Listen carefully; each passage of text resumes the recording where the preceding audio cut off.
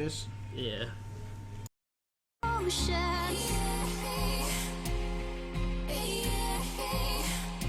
Like a roaring ocean, slowing motion.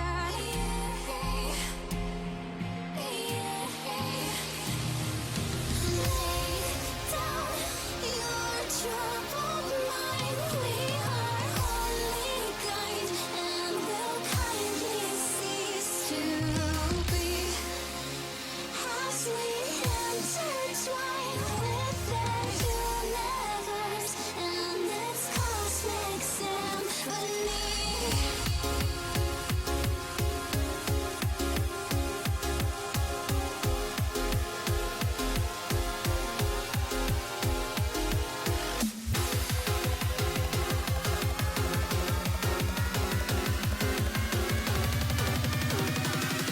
The smoke lingers after fire.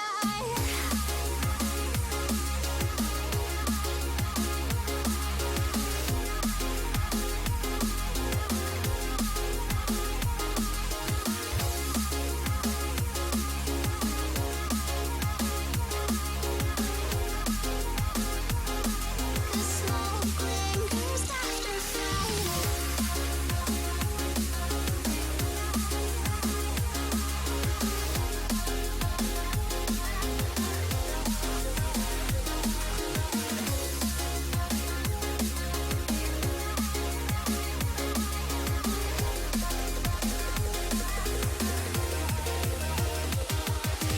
Blind devotion, empty motion. Like a roaring ocean, slowing motion. The smoke lingers after fire.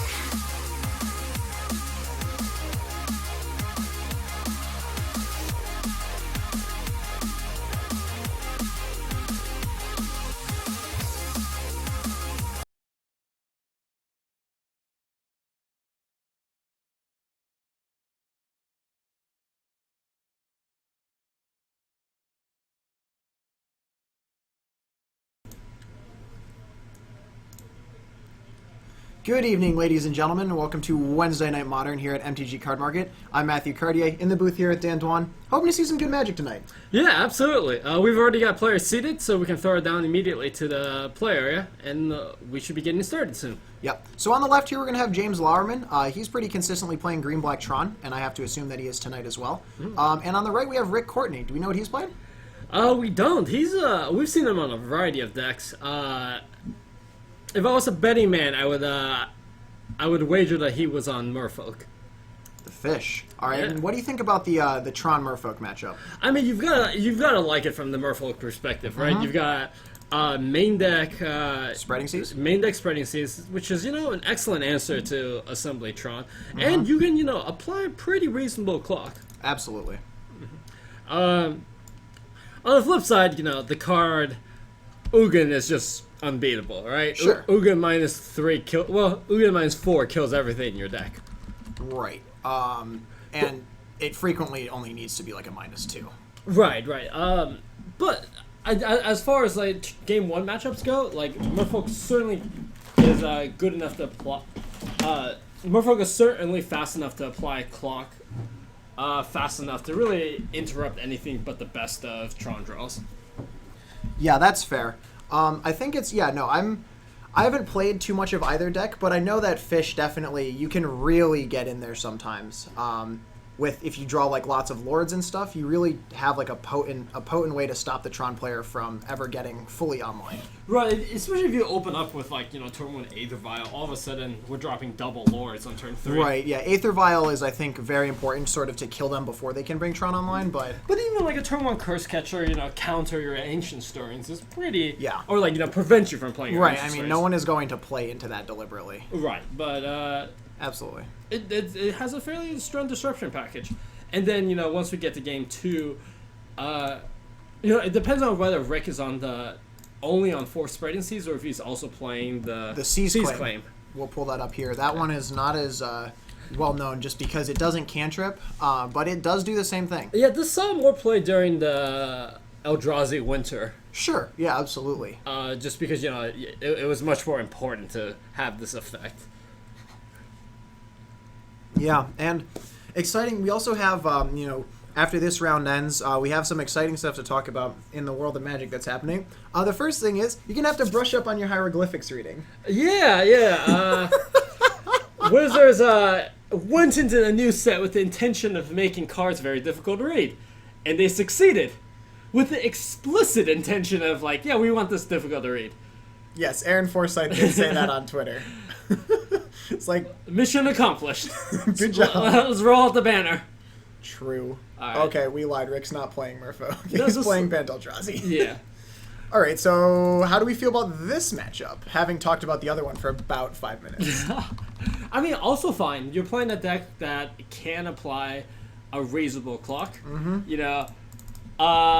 Kind of the opposite of what we previously mentioned. Ugin is particularly bad in this matchup. Turns out Ugin minus killing nothing. Quite atrocious. Also Right. doesn't bolt Thought Knot, that sort of thing. So you feel better, but also I feel like Eldrazi is definitely, if you don't have that sort of the nut draw of Hierarch into Temple Thought Knot, I feel like you might just be a little bit slow. Right, the Tron deck will always have, inevitability, especially in a matchup like this. But, unlike other decks, you do have a 5/5 haster that you can just, top deck. Okay, so I think Rick looks like he's on 5 and he's got 4 lands and an Ancient Stirrings, and I feel like you just keep that. I feel like that's an excellent hand. I mean, it's not great you're on 5, but LOL. Well, as far as 5s go, right? As far as 5s go, I'm super happy about that, yeah. Anytime you go to 5, you're going to need a little bit of help. True. And it looks like he is on the play here, so the question is, does he want to shuffle the scry away or not? I mean, he's scryed to the top, which... Suggests no. Yeah. I mean, I would almost be...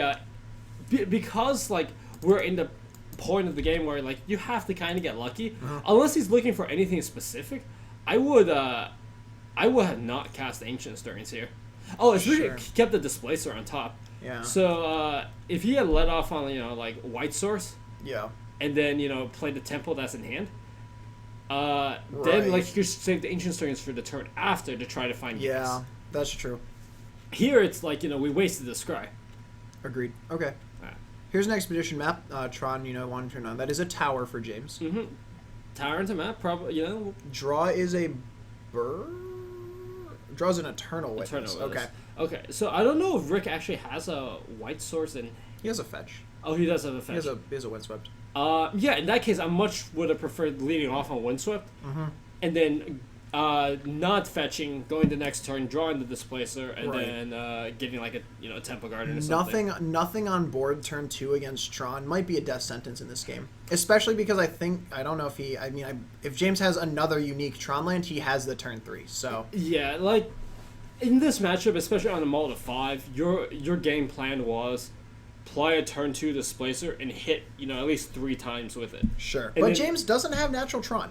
He plays a Llanowar Wastes. Right, so we're looking at a turn 4 Tron, which, again, if Rick was hitting for 3 this turn would be, it would matter more. Yeah, if Rick was casting, Ancient Stirrings here, maybe if he got lucky, he drew another Temple off the top. Or he wouldn't even need to draw another Temple off the top. He could Stirrings and find, a Thought Knot, and all of a sudden we've got an immense amount of power on board. Right, absolutely. Instead, he's a little bit slow here. Yeah. But this turn, you play Displacer, unless you draw Thought Knot, you just, play Displacer, right? Yeah. But the sequencing of this, perhaps, is going to cost Rick the game. I mean, admittedly, he wasn't in good shape. And he draws another land just now. Yeah. I mean, so next turn he will have E-Wit and get back Ancient Stirrings and Ancient Stirrings again. That's pretty good. Which is pretty good, but... I think he's actually considering that now, but no, play the Displacer. Yeah, we just need to establish a clock. There's no way you're ever going to grind out Tron. True. Grinding out Tron is a mistake even without Eye of Ugin. But Rick chooses correctly. Plays the Eldrazi Displacer. James is going to get a Tron piece here. You're right, and we can see from this, we wasted 3 mana, right? We didn't do anything last turn, and we're not using one here. Right. And these are the things that, can really end up costing you the game. They do add up. Right. But yeah, Rick not out of the woods yet. I think James got. Is that a power plant? Or It's on mine. Is that mine? Okay. Yeah, it's the weird looking one. Sure. I did go through and gather a look at all the Tron arts. That's doesn't mean I'm going to be accurate. It just means that I've seen them a few more times. Mm-hmm. Karn in hand. There's the mine. And what do we have?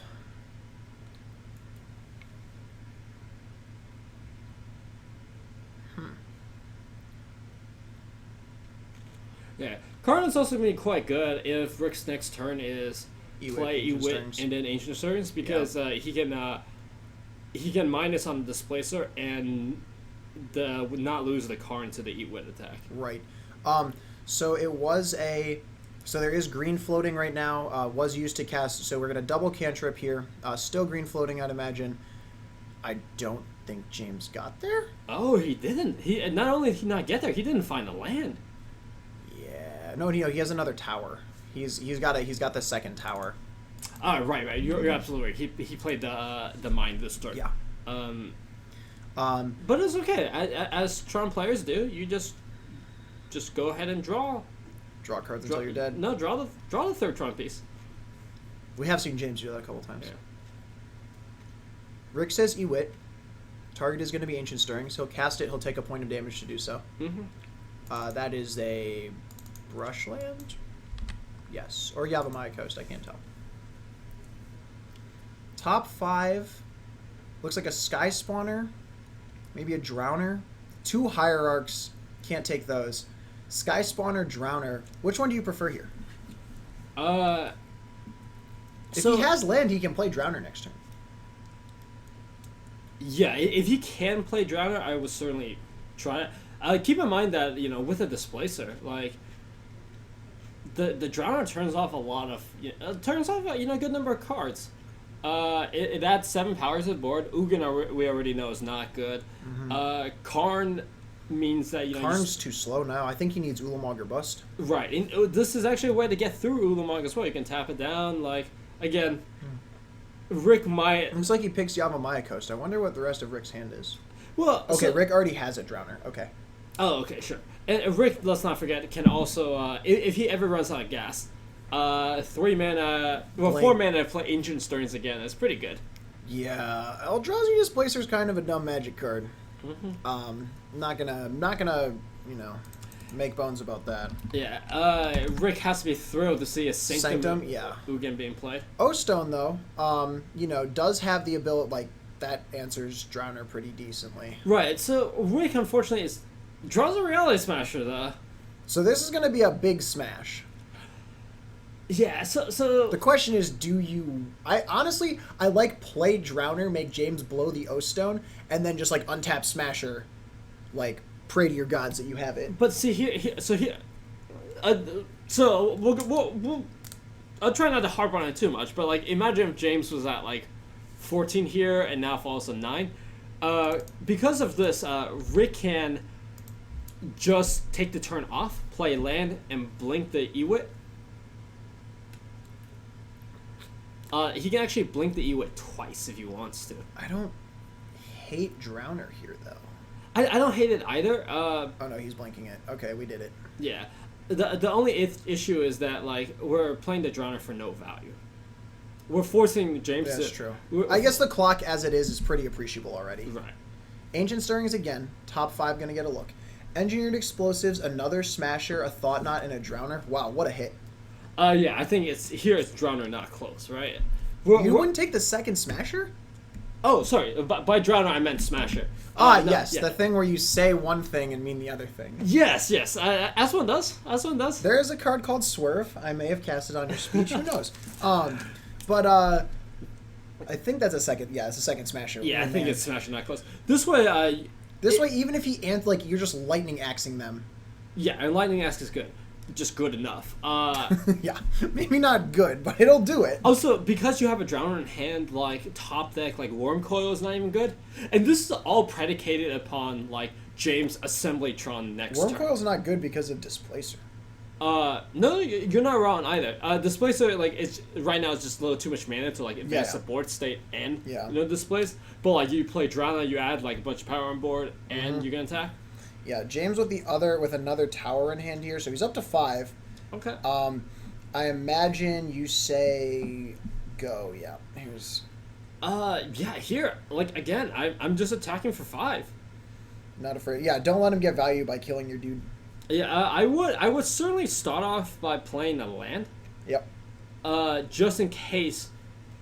You want to blink twice. In case I want to blink twice. You're gonna play this land anyway, so like you might as well start off with that. This also gives you the option depending on what you draw. But I like just attacking for 5. If James says nothing, now it's like okay, I'll blink twice.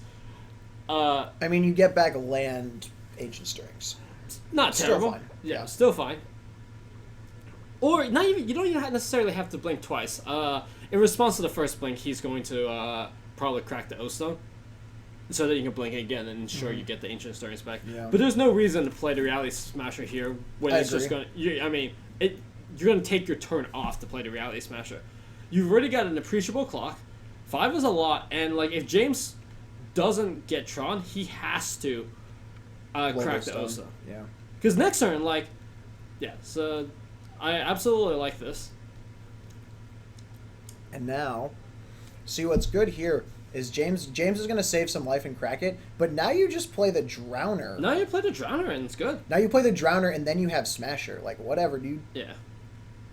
Like, oh, man, you got my guys? No way. Yeah. There's also, Oh, you man, know, that sucks. there's also, you know, not inconsequentially, puts lethal on board Oh, for next turn? Yeah. for next turn, yeah.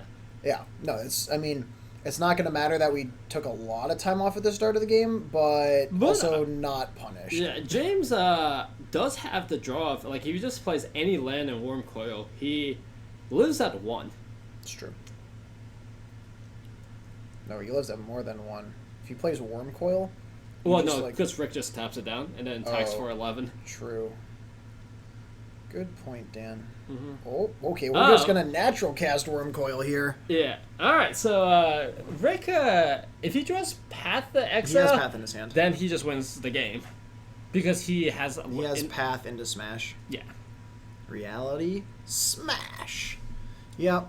We'll pull it up over here. Everyone's favorite. Yeah. Oh. So the question. Okay. Yeah. So James is like, I've had enough. James saw that. I mean, well, James knows he has Smasher because yes, he 'cause revealed it off of revealed it, Ancient yeah. Strings. Yeah. So we're gonna go to game 2 here. Tron just unable to come online, and that's how you lose. But Yeah. I mean, James was a very good start. Just never found turn the one other map. Tron So land. yeah, turn one map off of a Tron page. You guarantee you have 2. Never drew any of the green spells though, Sylvan Scrying, Ancient Stirrings, another map, or another map. Yeah. or just the piece itself. Yeah, so I mean that was 11 cards that he could have drawn, and he had several redraws in Stars and Spheres. Just Yeah. couldn't get there, and that's sometimes what happens, right? Like, for every time you turn 3 someone, sometimes you get to turn 7, and it's like, Cast Worm Coil for 6 mana. yeah. Well, I guess this is turn 6, right? Didn't miss a Yeah. land drop, but No. Yeah. but hey, yeah, we're gonna go to game 2 here. Post sideboard. What happens? I mean, not a whole lot. So the Tron decks are always kind of limited in what you can sideboard, right? Right. Because you have to keep enough of your deck together for it to function, right? You can't board out like a high number of Ancient Stirrings or Sylvan Scryings, or all of a sudden your deck is non-functional. Right. So really, what you're boarding out, you might change up some of your threats. You might change up. You can afford to board out a couple of the cantrips, but But what are you bringing in? there's not a whole lot really. James is looking at a sideboard there's a good number of stuff to bring out, right? Collective Brutality. Collective Brutalities are not particularly. I actually don't hate it impressive. on the play because you kill their dork. Sure. On the play, it's obviously not great because it only kills one card you care about, right? Killing a Sky Spawner is not where you really want to be in this matchup. That's true. But yeah, it just kind of depends on what he has in the board. You might, if he has stuff like Thragtusk, I could see him bringing that in. Yeah, Thragtusk almost certainly would get brought in. Cards like Engineered Explosives, not really good here. I wouldn't bring in Engineered Explosives against Eldrazi. It's really tempting to, but because their stuff is basically like they do play a fair number of 3-drops, but if they don't draw that half of their deck, it's like, wow, this card is like, It's atrocious. it's so bad. Right. James is if he's also playing the version of this deck with Ballista. Ballista not really a great card against Displacer. Yep, that is just a free roll. Yeah. It's kind of an expensive fireball. It's a little bit better than fireball, right? You can go. Yeah. You can But- go- I don't know. So like the thing with Displacer, or not with Displacer, with Ballista, is that like sometimes I don't know. I just like don't know if it's I don't know. I get sort of leery when I think about Ballista in Modern, honestly. Like I think Eldrazi plays it pretty well, but if you're not playing like the Chalice deck where you know like Ballista on 2 is good enough to just win the game because your opponent isn't casting spells, like it seems like if Infect were around still, I'd be like, yeah, put this in my Tron deck. But if you're not playing like the purpose-built sort of prison-y Tron deck, I'm a little bit more mad about it. Yeah, no, I absolutely agree. It's another one of the big mana like finishers, right? And obviously this Ballista gives you a little more interaction early on, but we've have enough like big mana finishers as is. Right, and I mean the thing is, right, so like if you want to kill someone from 8, right, why not just, I mean, yeah, this is not a good analogy, but like why not just hardcast Emrakul? Yeah. Like, you know, there's obviously like there's a reason that you'd play Ballista over Emrakul, but it's just like it seems like one of those things where if you're looking to go over the top and colorless, like Wizards has that for you. Sure. Man, maybe they should just like play Emrakul the Promise then. It's probably really easy to get the cost down to like 9. I mean, you're gonna almost certainly have Artifact sorcery, and not much more. Oh, you're right. You're right. Good point. Right, like you really need the brutality to. Yeah, and then Ulamar's. Ulamar's probably just better, anyways. Yeah, Ulamar's just better. You can cast off of 4 lands. Yeah. Which, you know, I not miss bad. Emrakul the Promised Sin. Although I never played that standard format, so I'm guessing you don't really. I mean, Mindslaver is a heck of a card. But Yeah, that's fair. Mindslaver's pretty good. Why they thought it was okay to print Mindslaver on a stick, we'll never know. well, I mean, it makes sense, right? They really wanted Emrakul, so Emrakul was going to be the set, right? And it needed to be something that was playable. And this kind of did everything that they wanted it to do. They wanted it, and it's like it's more interactable than like the previous Emrakul, right? The previous Sure. Emrakul not only was That's like, not a very high bar, though. sure, but like with the format where it is, like they needed a way to like not like it needed a good ETB. Else, like you're just like, oh, I guess I Reflector Mage you and kill you with it. That's true. So, You needed a cast trigger. Okay. you needed a good cast trigger, And it couldn't be the Ulamog cast trigger because they had already done that. right? Also, you know, taking that a turn when you have like an enormous thing to play is not really fun, right? Yeah. This way, at least.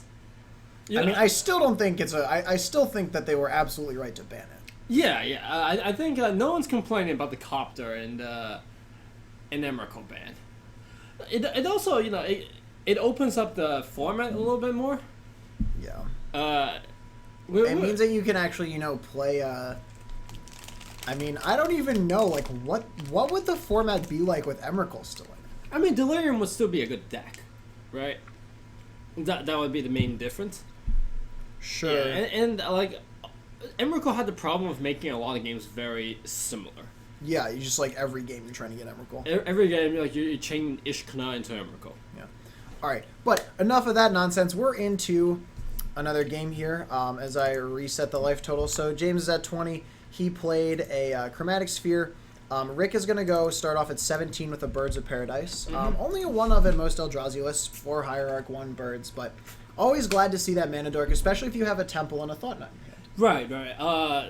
Birds, just a little less. I mean, Notebook does everything you want already. Yeah. So, Birds is just strangely a strictly worse version in your deck. Yeah, it's like it actually is Bant colors. So Alright, but yeah, James is gonna lead off on a mine. We're gonna go digging. Presumably making a grain. yeah, Could that's be- the mine that looks like a tower. Yeah. Aha. Cast Ancient Stirrings. All right. 2 and a 3. I see another mine. And there's a map. There's another mine. And no. Oh, brutal. Oh, man. That's not good. I hope he has a second land, or else taking the second mine is going to feel really atrocious. Yeah, I mean, like, this is... What James has done is a very reasonable, like, 1 or 2 lander hand. Right. Uh... Oh, no. No, he takes a map. He takes a map. Okay, so... So I'm presumably we're going to see a land that's not a mine, given that 2 of those are on the bottom of his deck now. Man, he might have the 4th one in hand. There's a 4th mine. I don't know why you keep a 2-lander with it, but... Oh.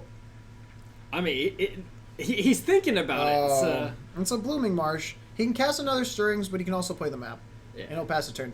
Over to Rick. Thought Not. Oh my god, he has it. Do we have the thought not? Yes. Looks like have we they do. ever, okay, he didn't have it game 1, but I will maintain that they never don't have it. Also, this makes the map play look better. Here's the hand. Sylvan Scrying. Life from the Loam? Yeah, so Life from the Loam is good. We've seen James do this a couple times. Mm-hmm. I don't know. I've seen the Life from the Loam, but I don't know if I'd do it here. I agree. Like, What is the card next to O-Stone? Worm Coil? No, that's not a Worm Coil. Yeah, no, I think it might. That is a Worm Coil. It's just the goofy looking one. Yeah, so I think here I take the Scrying because that guarantees Tron. Yeah. It also, like, you can only do one thing next turn. Right. We're pretty far from O-Stowing. And We're going to take the O-Stone, though. Looks like it. Goodbye. okay. I'm not sure I like that. So it depends. Like, I guess he doesn't have any other, like, threats. oh well, like Rick has a Smasher. smasher in hand, so his goal is just to like To win the game in the next 2 turns. Yeah. right. Okay. That's Oh, fair. and also a path. So obviously the Worm Coil is no one cares. About What the are Worm you Coil. afraid of? Yeah. Alright, so James can go Stirrings into Tron Piece into, or just like, wait. Yeah, no. Stirrings into Tron Piece into, or just cast Sylvan Scrying. This is also fine. Okay. But now I don't think he can cast Ancient Stirrings. He'll get Power Plant. Yeah, this is actually kind of an interesting decision that James has made. Because if you go Stirrings into Tronland, Yeah, if you we can crack the map and get the last piece. and get the last piece. But you still don't have any threats. But, like, I still think get you Tron faster. Yeah, so the problem with the Stirrings line, if you don't find one of the 8 pieces, Oh, you're in trouble. now we're looking at turn 5 Tron. Yeah, that's fair. So this way, like, guarantees James has turn 4 Tron, albeit he'll only have access to 5 mana. Right. And I don't know if that's going to be good enough here. No, I think Rick has, like, double smash. he has once- double Smasher. I thought he might have World Breaker Smasher. That's a World Breaker. Oh, is it world? Okay, Yeah. sure.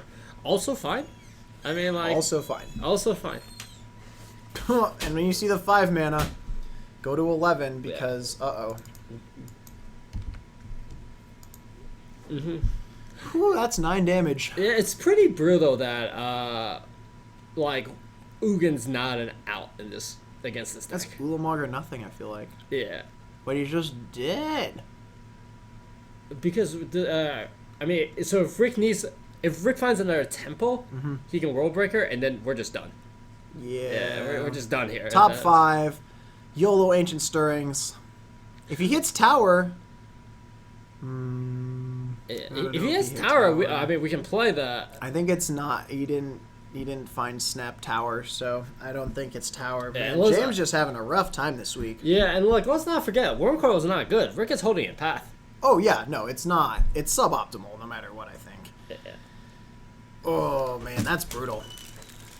I mean, again, like, this is kind of the price you pay for doing powerful things, right? Powerful but synergistic things. Sometimes you don't get there. Yeah, this is true. Man, so if he hits Tower there, this is a completely different ball game. But he gets an O-Stone, which I think is going to be slow. Those Yeah. stone is going to be quite slow. I think he missed completely with the Stirrings. I mean, so this means that because he's missing the tower, he can play the O-Stone this turn. Oh yeah, he can crack for Tower here. Oh, I like that line a lot actually. Do that. Maybe not. And you can also do it all in one go next turn, and this means that you're not exposed to things like Nature's Claim. Sure. Sure. You just That's gotta also- hope that Rick doesn't have Smasher too, right? Oh, he drew it. Drew a Smasher. All right, we're done here. we're done. That's gonna do it. Go get the backup match. Rick Courtney rips a Eldrazi Smasher or Reality Smasher right off the top. Ends that game. And yeah, wow. Don't really have like a. Whew, yeah. That's Eldrazi right there. I would be very sad if I were James. Goodness gracious. All right, but we are getting another match, which is amazing thanks to the power of backup matches. Somebody put 2 Swift Spears on the screen, I think. We should be getting another match shortly. Yeah. CW8 Smith, I agree, what a card. It is a card. It does things. Dying to top deck Smasher is just like, ugh, please, spare me. And then they never do. Alright, so as long as nobody bumps the camera, I'm going to be happy here. But yeah, Bant Eldrazi over Tron. Tron just, having a rough go of actually getting to Tron and ending that game pretty quickly. Okay, we have Magic. So, wow. All right, so it looks like we've got some Burn versus Jeskai. And looks like we have Vincent Adenolfi, who is at some unknown life total, against what my pairing sheet is telling me. What are the life totals, Dan? Well, this is game 3. Mm-hmm. It is Vincent's turn 2, and he is at 14. Ooh. And And he's facing down a pretty formidable board of double Swift Spear Guide. look, I all I'm gonna say is this doesn't look good for Vincent. Oh man, our Jeskai hero. Gonna fetch here. All right. Let's not forget Vincent also has a 5-point. What is effectively a 5-point lightning helix in hand. You mean Leonardo does? Leonardo, yes. Yeah. What did I say? Vincent. Yeah, like, what I said, except the exact opposite. Sure. Okay. Yeah. So right now this is an attack for 4. I have to imagine Vincent has some number of Path Exiles happening here. Yeah, I mean... If I'm Leonardo, maybe I don't even care because I just want to try to resolve this Eidolon. Yeah, I mean, like... Eidolon is so good. Right. Have you ever played against Eidolon? You lose really It's fast. pretty good. I have Tremoka's commanded a lot of Eidolons. It's pretty good. As someone who owns Burn, that makes me nauseous. That's so... Oh, God. And you probably, countered, like, a Firecraft with it or something, too. Mm-hmm. Yuck. Go home, Dan. Nobody likes that. Top card is an island. Ooh. Okay. Well, Oh, Vincent man. casually with, Davian Salkovich, we're not going to tell him you said that. Oh, my God. This has become a meme. Vincent's going to path, I think, a Swift Spear? I can't tell what he's pointing at. Yep, Swift Spear. It's always Swift Spear here. You want to draw the cards from Guide. You know they have spells. So the thing here is, Goblin Guide is always 2 power, whereas Swift Spear is only... On this many cards in hand, though, I would do that. Yeah. Helix, does he have a Spell Snare? Oh, I think I see a Spell Snare. Spell Snare, I mean, Spell Snare is pretty good. You still take 4, but... but, like, Spell Snare? Yeah. I can't. I mean, Leonardo's obviously not doing anything on the rest of this. Yeah. Okay. I like this. Vincent will go to 9. Vincent will go to 9, yes. Okay. So, still up against a pretty sharp climb that he has to make here. Mm-hmm. This is really good for Burn. Like Yeah. Vincent, because I assume Burn was on the play, and Vincent went tapped Colonnade turn 1. Like, ugh. That's just so hard to win. I know Vincent has at least another Colonnade in hand, although, like, land drops are not going to be an issue this game. Absolutely not. But if he has, like, a Helix now... Helix now would be quite good. That would be one way to get back in this game. I can't tell what he's tapping, but I think he has it. Yeah. And I think you do it now because if you get skull cracked, you're sad. Yeah, if you get skull cracked or Oh no, target he just smash. says Okay. go. So unless you, This is a deck I definitely, if I have the green splash, I definitely bring the Atarka's commands in against. Like Yes. holy moly, not even close. yeah, so like Vincent could have like, I mean, imagine if you played timely reinforcements there. Yeah, that card's good. All right, tap Stomping Ground. Okay, I'm a little less excited about this. Eidolon, this gets Mana Leak, not close. Yep. Like, you have to Mana Leak. And what is the it. last card in hand? It's a Rift Bolt, and one more. It's a Rift Bolt in the land. Okay. This is great for Vince. He's just going to Path, I assume, to trigger the guide. Top card. Oh, my God. Oh, my God. Punny. Get it out of here. Vincent goes to 8. Ooh, and that was. I mean, Leonardo's apparently out of basics. Yeah, you only play 2 basics. Right. Okay. Well. Draw step. Play Tech Edge. Helix the Swift Spear. Or just, yeah, do this. Okay.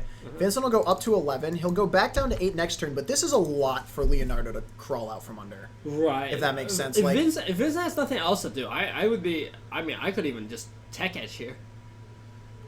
yeah, oh, not close. Because now this Boros Charm is off. Vincent has a personal hatred for that card. If you talk to him about casting multiple Boros Charms in a game, he visibly recoils. I'm not kidding, I've seen him do it.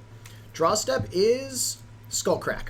Turn late on that. Yeah, I mean, we have so much mana here. There's no reason to fire this off. Also, if you're Leonardo, you're just waiting, right? Like, you're not under any pressure. Vincent has both Sphinx's Revs in hand. He can cast neither.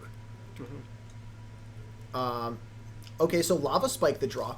Vincent gonna draw now. So Vincent, if he plays this island that he's got in hand, he can Rev for 2, which will get Scracked. And then if Leonardo goes for the Skullcrack here and Vincent Revs in response, that's huge. Okay, he's not gonna do that. Draw step is Boros Charm. It's back online. Critically, it's back online from that fetch land. Yeah. So what happens here, I think, is Vincent goes for the... So spike you to 5, fine. You take. You don't respond to that. The next spell Leonardo casts, I think you have to try to Rev in response. Right. I don't think Leonardo's going to cast another spell this turn, though. Yeah, he's going to wait until he has Skullcrack back up. Well, but Vince can bait it, though, because he can attempt to Rev now, bait the Skullcrack, go to 2, but See, then... I really don't like here we this. go. I really don't like this line from Leonardo. I would have much preferred to just pass the turn. I agree. Vincent goes to 2 here. Because you have end of turn Boros Charm with Skullcrack backup. Right, yeah, and that's so big. Like, Vincent, I don't know if he's winning this game just because, like, I think he still dies to Boros Charm because he can't get above 4, can he? Oh, no, he can go to 5. Yes. Oh my god. Vincent, I mean, he's still dead to burn off the top, right? He's dead to anything but another Helix or Boros Charm. He's not immediately dead to Eidolon. Not immediately dead to Island, correct. But no, he is still dead because he won't be able to cast spells. He can rev. He out can that, rev. He can rev out. So range. now he'll play this defense tapped. Oh wow, CW8 Smith. I think he missed. Vincent didn't draw off the rev. He was supposed to draw 2 cards. It's you go now, but it's probably too late.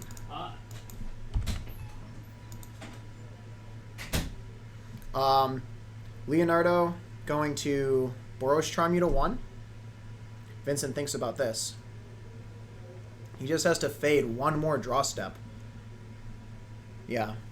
Whew, good catch, CW8 Smith. It does not negate the draw.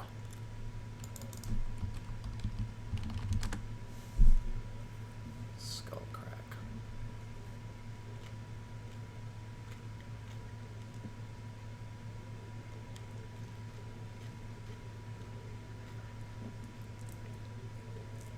Yeah, he should automatically draw the cards. You're right, Benjamin. Yeah, but pointing the Boros Charm... Presumably Vince is dead unless he has Spell Snare?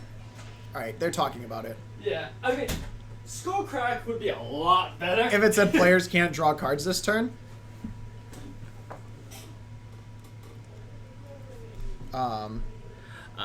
Okay, hang on 1 second, guys. So it looks like they're backing it up here. But yeah, I don't know the context of how far we can go back. But He extends the hand, and that's going to top 2 cards. Please don't be Spell Snare. man, Oh, but he doesn't have enough lands, right? no, he would have if because he wouldn't have played the. Oh, and then there's a timely next card. Oh Yeah. my god. All right, so Vincent Adenolfi is going to lose that one. Yeah, because he wouldn't have played the Johnny. He would have He instead. would just held up Leak. No, he would have played timely, held up leak, because you can do both. Oh. I mean, And that it- timely would have gotten scracked, though. No, because the Scrack was already played in response to the Sphinx's rev. That's a second scrack. Oh no, but like Oh, but they wouldn't have drawn it yet. Right, because he was effectively tapped out. Man, wow. So that actually does wind up mattering. Yes. Brutal. All right, so draw your cards off of your Sphinx's revs, guys. All right, we're gonna go ahead and take a quick look see outside. See if we can get another match. Oh my god. Whew. Okay, well, Vince might be a little bit tilted after that one. We'll have to see. Davian Salkovich in the chat. Has Vince ever played Magic before? Yes, but also I don't know who you are, but you're trolling really, really well tonight, and I'm pleased that you're about this. But yeah, wow, that was whew, brutal. Also, thanks to Big Bri 235 for the follow. We appreciate you guys supporting the stream, and you know, we love doing this, and we definitely appreciate the support you guys send us. So we're gonna throw it back up to the booth. So first thing is later tonight, probably like after round 2 or like in the middle towards the end of round 2, we are gonna put up a straw poll. That straw poll is going to have a question that we need the chat to answer, all right? And that question is the original Dark Confidant art or the new Dark Confidant art better, basically, right? Mm-hmm. Which one of these arts is you? Which one do you like more? Which one do you think you want to play with if you could own them? Which one do you own, etc.? We're going to take the results of that poll. Mm-hmm. Dan is team New Bob. Yeah. I am team Old Bob. And the loser is going to purchase for the winner a pack of Modern Masters 3. Mm-hmm. And then we're going to open it live and see what happens. Yeah, I mean, I'm well in the camp of Team Skrillex. Dude, I'm just happy that I'm going to get a chance to open a pack of Modern Masters. Like, come on now. So what we're saying is, if you feel particularly strongly about this... we'll be making a straw poll sometime during between round like round 2, 3. Yeah, so, sometime in there. We're gonna need your votes. Vote for Old Bob because it's clearly superior. We'll be campaigning after the second round, but like. Well, a little back and forth, presidential sort of debate thing. But you're wrong, and I'm gonna get the pack. Does the term "greatness at any cost" make you think of, pale, pasty white guy? That sounds about right. Mm-hmm. No. I want someone sitting in a chair that has made questionable life choices, and that is Skrillex. Okay. Skrillex Bob. Now, my question for you is, when you think of greatness at any cost, would you prefer sort of the wise counselor sitting by the throne and whispering small whispers into the ears of his king? Convincing him to make decisions, perhaps in the confidant's interest? Or do you prefer this nasty-looking Skrillex dude who doesn't even have a king to talk to? I don't know. I would prefer the crazed lunatic. But yeah, we will be taking that poll later on today. Yeah, it's gonna happen. I'm gonna win. It's fine. Yeah. So, back to that match. Back to the match. Specifically, not forgetting to draw a card. So that is something that can be backed up. Mm-hmm. But it's difficult, like how far back we want to go, right? Because like a lot happened, right? He played the Ajani, he Helix. He drew a card for turn, played the Ajani, Helix, passed the turn. Your opponent drew a card, fetched, and then they realized the mistake. So there's it looks like based on what our floor judge rolled, It's too far. Vincent will certainly draw the 2 cards. But it looks like they didn't choose to perform a full backup. Okay. And the ultimate rubbins, right? Because you drew. You drew the winning line. Yeah. You literally drew the winning lines. Yeah. But yeah, if Chad has any preference on what they'd like to see going forward, looks like I'm holding fairies. Fairies, yes. Which Fairies seems good. fairies always seems great if you can play turn 2 Bitter Blossom. Yeah. But we also have something else to talk about, which is that, so surprisingly enough, we did get the new masterpieces spoiled. Oh, we did, yes. And the new masterpieces are they're invocations, so they're some like very powerful sort of like big splashy spells from the game. And they look like nothing we have ever seen before. Yeah. I literally the closest comparison that people have made on the internet is the Ancient Mew promo from Pokemon. So we're gonna go find some images and talk about them. So Dan, when you first saw these, did you think that they were fake? No, they were well done enough, and they were because when I saw them, I saw multiple. Okay. And I was like, they were well Sure. done enough, and there's so many of these. No one went through the effort of faking this. Okay. Generally, one way of telling if a card is fake is if the art is original. Right. It's a lot of work to Make original art. to make yeah. original art to troll people. Sure. But this is what these are what the new masterpiece set look like. Hang on a second. I'm gonna see if we can zoom out a little bit. Certainly got released to what I would describe as mixed reviews. Decidedly mixed. So that, for those of you who are ever having trouble reading that is an Aven Mind Sensor. Yeah.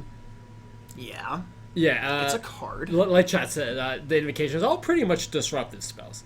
Yeah, so this is, so we have Aven Mind Sensor, Steer Command, Containment Priest. We got a lot of removal, a lot of counter spells. Yeah, Force of Will, Spell Pierce. Spell Pierce looks great. The Containment Priest also looks dope. I don't know if you've seen the this one. Hang on, let me scroll the retainers and then move it right. But I really like the Containment Priest, walking through the sarcophagi. Yeah. I'm about that. So I mean, they might look better in person. I mean, part of the problem I heard a lot of people complain is they obviously are going for an Egyptian looking set. Yeah. So we have Egyptian looking pillars, but they look like frames, and it's The pillars are almost too so much. big. Right. Oh, ooh, excellent pairings. Ooh, pairings, round 2 pairings early. I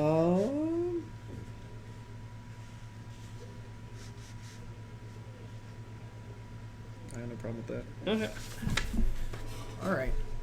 Yeah, no, absolutely yeah, so Dan's gonna go out and get this, but some cool looking stuff. The art is great. I just I'm gonna need to see it in person before I pass judgment. Also, I definitely could not read some of the hieroglyphs when I first looked at them. I was like, what does it say? But yeah, I do agree that the art is awesome. Holy cannoli. The art is so cool. It's just the frames, they just look bad as a picture. I would be if I've seen a gif of them that Jarrett posted and stuff, and I'm about it. But I really do think that if the foiling looks good, I think that these have the possibility of sort of turning around how they look. It's just they're not in the hands of enough people yet who can be wow, this looks great, or these, or it doesn't want to look great. But if they they do the accents right, I bet the blue looks really cool when it's shiny and sort of glittering with the gold of the bolus horns thing.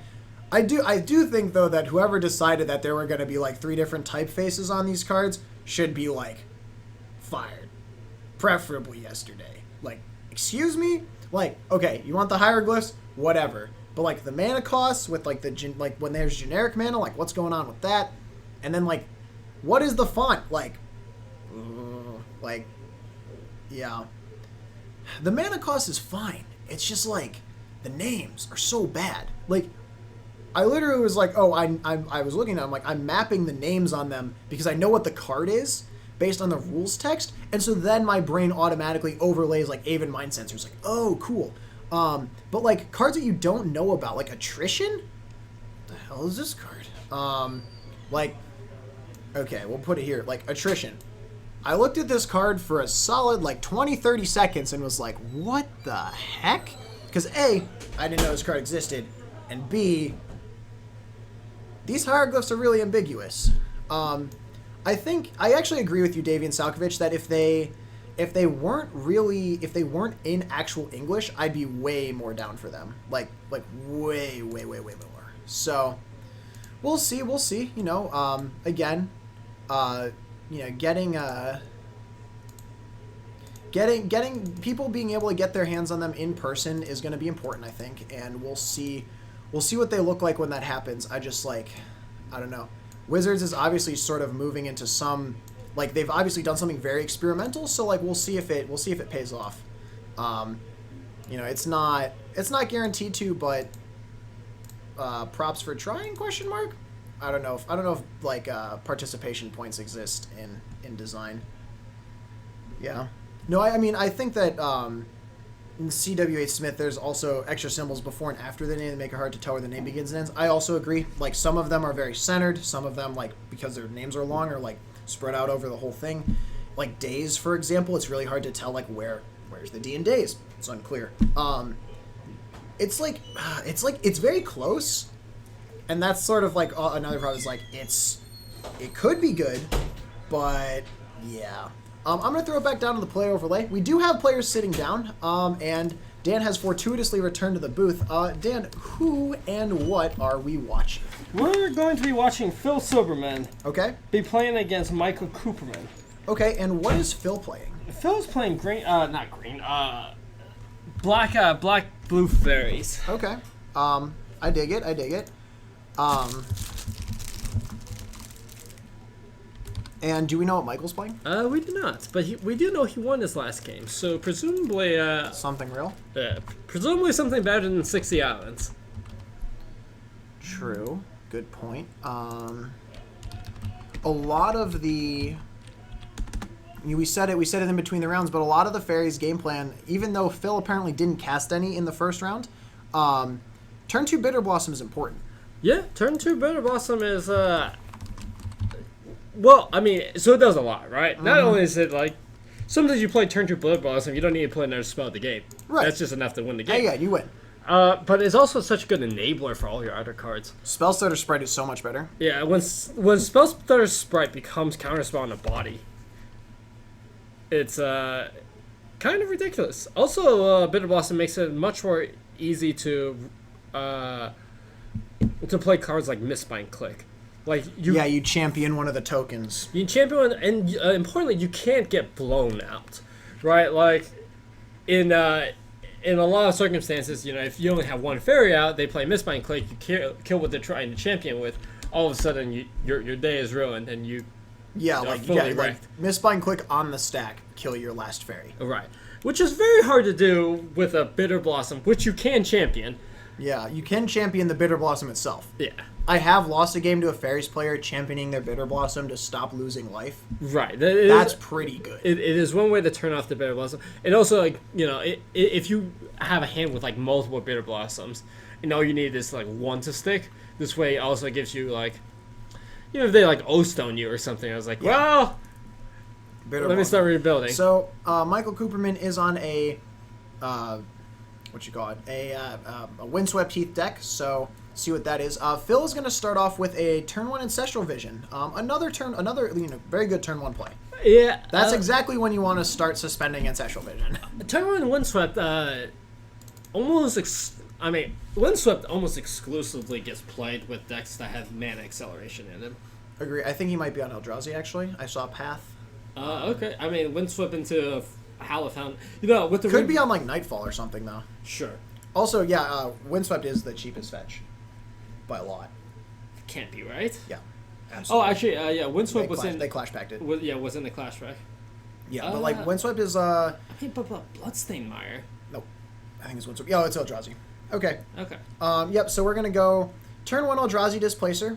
Pretty good against Bitter Blossom tokens. Phil draws for turn a second Ancestral Vision, plays a Mutavault, and we'll suspend that as well. Okay, so I So mean, Phil is going to draw 1 million cards. if He needs to be alive. he is not dead by then. So, I mean, we could have Land Thought Knot here. we could have Temple Smasher. Sure. If we really want to live the dream, we have Temple Smasher. I agree. But it doesn't look like we do that because Smasher would have haste. Okay, But we do have another land. I can take a point of damage, so it's not something big and splashy. This is a Ancient Stirrings. Stirrings. Okay, pretty good. Interesting that the Windswept is in exile, but the Ancient Stirrings is not. Yeah, I'm a little bit confused about that. Yeah. Okay, well, that's Well, coming there's down a next Smasher. turn. I mean, Phil will have his mana, so. So. But importantly, does Michael have another play here? He does not. Okay. Ooh, so Michael, I mean, has a lot of options of what he could have played there. Phil is going to reveal a Vendilion Click off of his Secluded Glen trigger. Or Secluded Glen, I think it's not trigger, but like the cost of that coming into play. And then draw step, he'll cast it. This is a blue-black, tribal fairyland.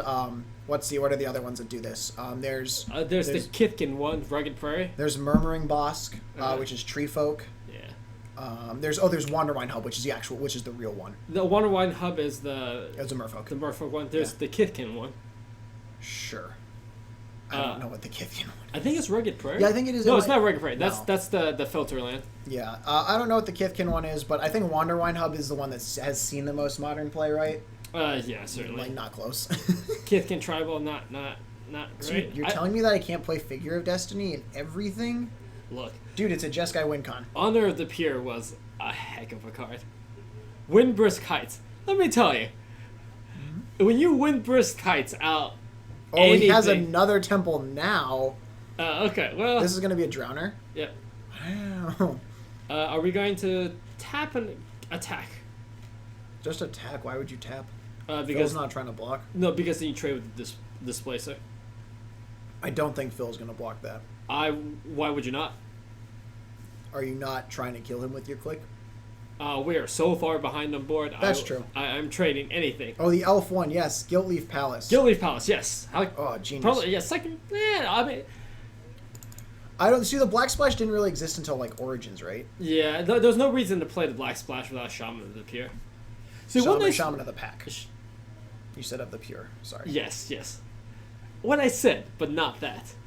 You're doing that a lot these days. Yeah, If you talk to you might going senile in your old age, Dan. yeah. It's not great.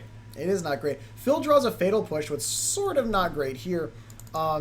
Does put Michael down to 15, but So interesting he made the attack there because he has another click. Oh well, I mean, it feels terrible to have to run that out. But like, what else are you doing with it? You know what else is pretty good? Huh? Blink Drowner twice. Yeah. I don't know how Phil beats that ever. Like, actually ever. Not that. I mean, you do have to take your next turn off to add 4 power to the board, but it's not terrible. It's pretty good. Phil play a Tar Pit tapped. Uh-huh. Just a little bit too slow here and very fast start from the Eldrazi deck. The terrible part also is Phil can't even trade with the Displacer. Yeah, because he'll just get blinked. No, because he'll just get tapped. That too. The blinking V-click is not the greatest. Not optimal. Yeah. I agree. Phil is about to draw a lot of cards, though, so he can, take solace in that. But this is a large attack. Uh-huh. Activate Mutavault. All right. I dig it. Let's go to blocks. Let's block some dudes. Alright, so this means that it will turn on Fatal Pushes if Phil has any? True. He does have one in his hand. Yeah. But if it just gets tapped, no, it won't. Yep. I like this heads up play from Michael a Phil lot. takes 8. Phil takes 8. Michael Goes to can't. 6. Probably dead. Probably. Yeah. This makes me really not like the. Oh, here. Well. That's pretty good. Fatal Push, Collective Brutality, second click, Mutavault. Yikes. Ugh, that's It's a hand. I think we just take the Fatal Push here. Yep. Like, this is the only way to kill the Thought Knot. Yeah, The- and it doesn't even kill the Drowner. Yeah, certainly we don't care about the second V click. No. Yeah. If I was Phil, I definitely would have left the click back to block. Yeah, that's Especially right. there's no world where playing the second one is good, and if you block, at least you prevent the attack from the. Yeah. Oh, you took the collective brutality. Interesting. I'm confused. a little bit confused by this. Also, Phil gets to... Oh, no. He does have Displacer Ooh, blink up so still. so if I'm Michael, I need a crack now. Right, because you crack in response, then... Yeah. Because Phil can fatal push the displacer in response to you cracking. Assuming Phil has a way to enable. Yes. If he has a fetch line, though, he has an instant speed way to enable. But I mean, even like. Well, but if you shoot it, Displacer can't blink itself, so... No, but at least you get the blink on the Drowner. the Drowner. That's Or, true. if you need to, you can blink the Thought Knot. But so the thing is, right, is if Phil has to have 2 ways that he can play this turn to enable it, right? Mm-hmm. He attacks, puts him to 12. I guess fetch land second V click does it, right? Mm-hmm. Yeah. So like if so you play a fetch, and if Michael goes to Right. It's if Michael fetches here, you fatal push. you fatal push a Displacer. Yeah.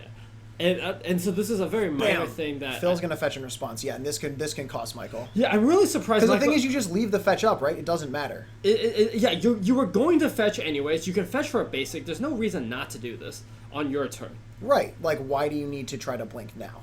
No. Well, because then you waste the mana. But no, Yeah. So. Yeah, I'm really confused by why Michael took the collective brutality. I also agree with that. Like, what is the brutality hitting that you care about? It kills nothing. The only mode that might be relevant is duress. So maybe if you want to protect like an ancient stories, but you're so far ahead. so far ahead on board. Like, infinite far ahead. Yeah. Draw a step, click. Oh, Phil has a cryptic now. Yeah. He can tap draw this turn, right? Right, and so importantly, also, if you took the fatal push, cryptic, I don't care about cryptic anymore. Like, if you want to spend your thing like flogging, it's like sure, I'm going to make 4 1/1s. Yeah. Like a displacer gives you infinite time. Also let you just like rip his hand up. Phil draws a mana leak, can't cast it now. Does have an attack for he can put. He's still so far behind though, and this is another displacer. Oh, it's a reshaper. Okay, Okay. I haven't seen that card in a while. Phil gonna target himself with another AV. Draw 3, draw 4 first turn. All right, so completely reloaded. Phil's at 5 from that fetch, which actually does matter. Yeah. So what do you do now? If you're Phil, I don't know. Like he seems like he has a lot of lands in his hand. He does have a lot of lands in hand. He'll play a Glen and Alright. reveal the click that Okay. we know he had. If he has Snapcaster is good. Okay, yeah, he'll attack for 3. Has Michael the 9. If he has things to do, he could still not be out. He could still be in the game. Yeah, Snapcaster could be. Snap Cryptic buys you an entire turn. Snap Cryptic buys you a turn. You get to attack them for 7. So again, like, Uh, not to harp on this too much, but like. discards a Dark Slick Shores passes. Okay. But yeah, but like Michael, if he took the fatal push, imagine how good this board would be. Like, Yeah, no, I completely agree with you just, worst case, like if your life total gets kind of low. Oh, he did have Snapcaster. Yeah, so we got Snap Cryptic. Yeah, if your life total got low, you could just start flickering the V click. Agreed. Like, yeah, like, oh no, you're stripping my hand, but I don't care. Yeah, so Michael, if he doesn't have a follow up, now we're like getting very close to just dying. Yeah, If I was he goes to like 5 off of the attack, and you know what? Honestly, like you said earlier, like you weren't sure about Phil attacking like that, but like the click attacking every turn has been crucial. Yeah, else Phil is still very far behind this game. Now, He could steal this one. Phil can attack for 7. Mm-hmm. You're pretty dead though. You have to have two more blockers. He has a click. As a blocker. If you have a Cryptic, you're in good shape. I don't know if he has another cryptic. He probably doesn't. It looks like he has another Snapcaster and a mana leak and a V click. So Snapcaster, target fatal push, block your reshaper, push your thought knot. But like you're still dead. No, because you can block with the Mutavolt as well. Yeah, that's true. Yeah, so, but you mean you have to block the Drowner. You have to block the Drowner. You can throw the Snapcaster or anything. Yeah. Man, wow, that Displacer dying actually mattered so much. Right, because like Michael has done nothing in the last 2 turns. Imagine this board. He's just blinking stuff? Yeah. Just blink your Drowner. Like he would have 8 1/1s on the field. Oh, wait, Phil has a Tar Pit, too. Wait. If Phil attacks with the... He has 2 Mutavaults and a Tar Pit. He can't do both Mutavaults, but if he attacks with the Tar Pit and everything, and then there's no path, he wins? Yes. Yeah, He but- could have... But look, if he took that line, he's super dead to path. So Michael has 3 cards in hand that he didn't play anything despite Phil having Tapped out. tapped out. Yeah. So presumably Right. he has some number of removal. Right. No, So but I it's think him. so. I think that CW8 Smith that line does do 10 damage, but also loses to path super duper hard. You lose to any removal spell. Well, I mean, this only plays one removal spell. You lose the path. Yeah, you don't want to do that. Uh, But now Phil has like the most blockers. Oh, what's happening here? I think Phil is going to Legend Rule his His click, click. turn on Fatal Push, and then you get a Snap Fatal Push. Oh yeah, that's so good. Oh, that's real. I actually like that a lot here. Again, we're being brutally punished for not taking the Fatal Push. Yes. Because you know what's a lot less good than Fatal Push in this situation? Collective brutality. Collective Brutality. Really? You Yeah, sure? A little bit. I don't know. Maybe. Wait. Oh. Okay. Let's see. So, we have attacks. Phil says, "Activate my Mutavault." Sure. Okay. Go to blocks. Okay. Oh, before blocks, I think we're gonna get a path. Path targets Mutavault. Mutavault's gonna die. Fatal Push enabled. Yep. So now we go. Now we play a second Snapcaster if we have it. Now we play, yes. We can play a second Snapcaster, push the Thought Knot, And still have. Well, and then trade a Snapcaster for the... I mean, Phil can also activate second Mutavault. yes. I don't know if we want to lose all the Mutavaults, though. Oh, that's fair. Oh, other path. Now what? So now we still don't We have to... still have Snap Push, activate Mutavault block. Yeah, and that's And then we untap and we attack with Tar Pit and click. Yeah. Sure. Okay. So that yeah, no, I think Phil wins. I don't know. That Yeah, depends on Phil- what the Phil if certainly there's wins. one more path, then he loses.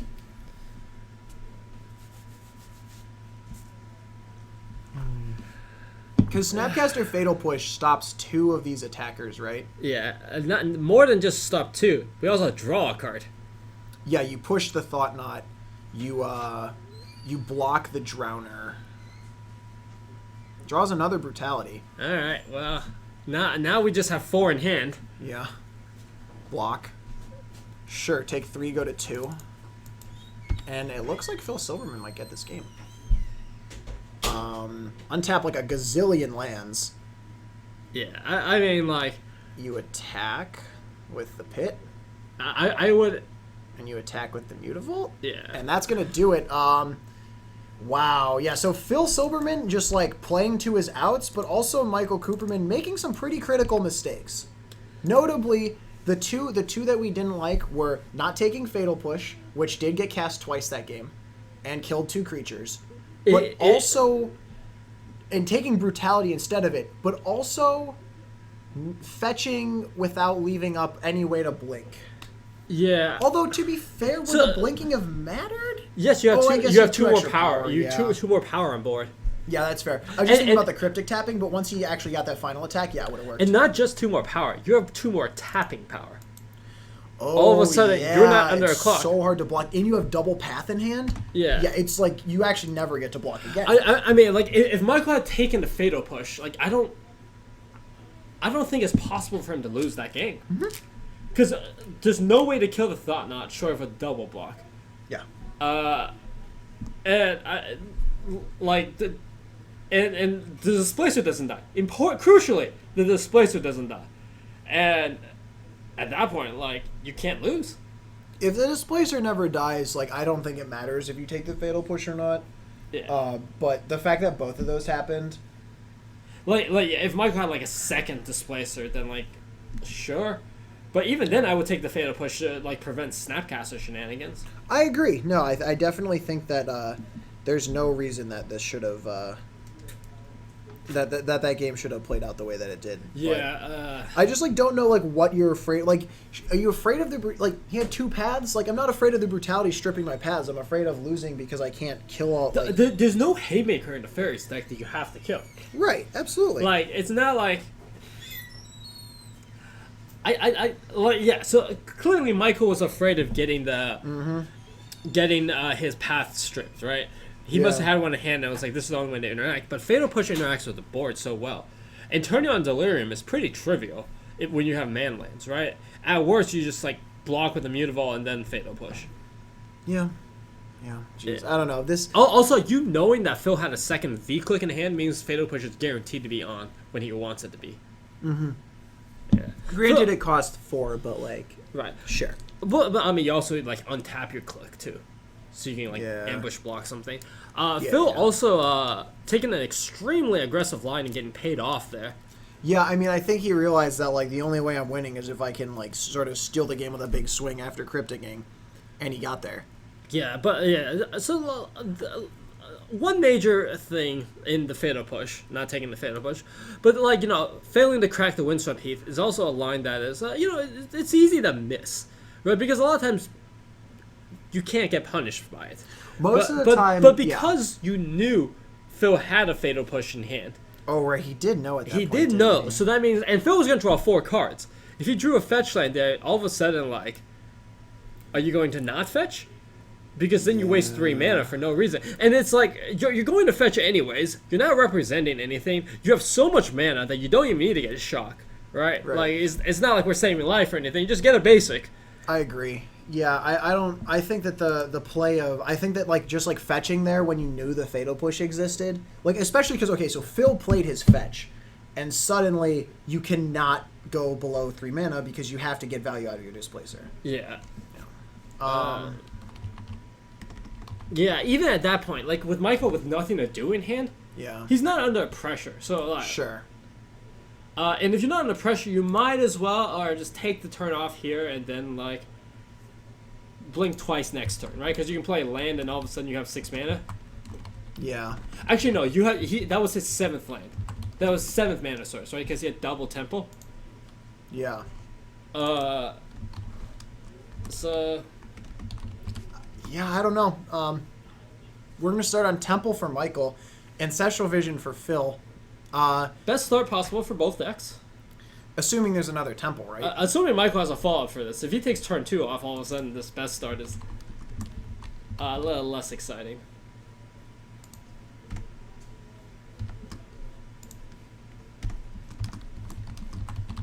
He has a Displacer going down to 19. Okay, this is a fine turn 2 play. Had it last game as well. Phil will play Secluded Glen, reveal a Bitter Blossom, and play it. Bitter Blossom notably does count as a fairy because it's tribal, so you can reveal it to the Glen, and this is exactly where Phil wants to be. Yeah. Let me just tell you, when you're attacked with a Goyf, and then after no blocks is declared, you abrupt decay a Bitter Blossom. You get 2 extra. You get a shock. You get a shock. You get a shock, or maybe a bolt if there's no instant. Sure. But the inclusion of tribal and enchantment into the graveyard. Your Goyf is so big. Oh, the 2 hardest ones to make. Yeah. Oh yeah. We see Tarfire these days in the Death Shadow decks. Yeah, I mean, Tribal's important. Makes you Tarmogoyfs big, very fast. that makes it very big, very fast. Yes.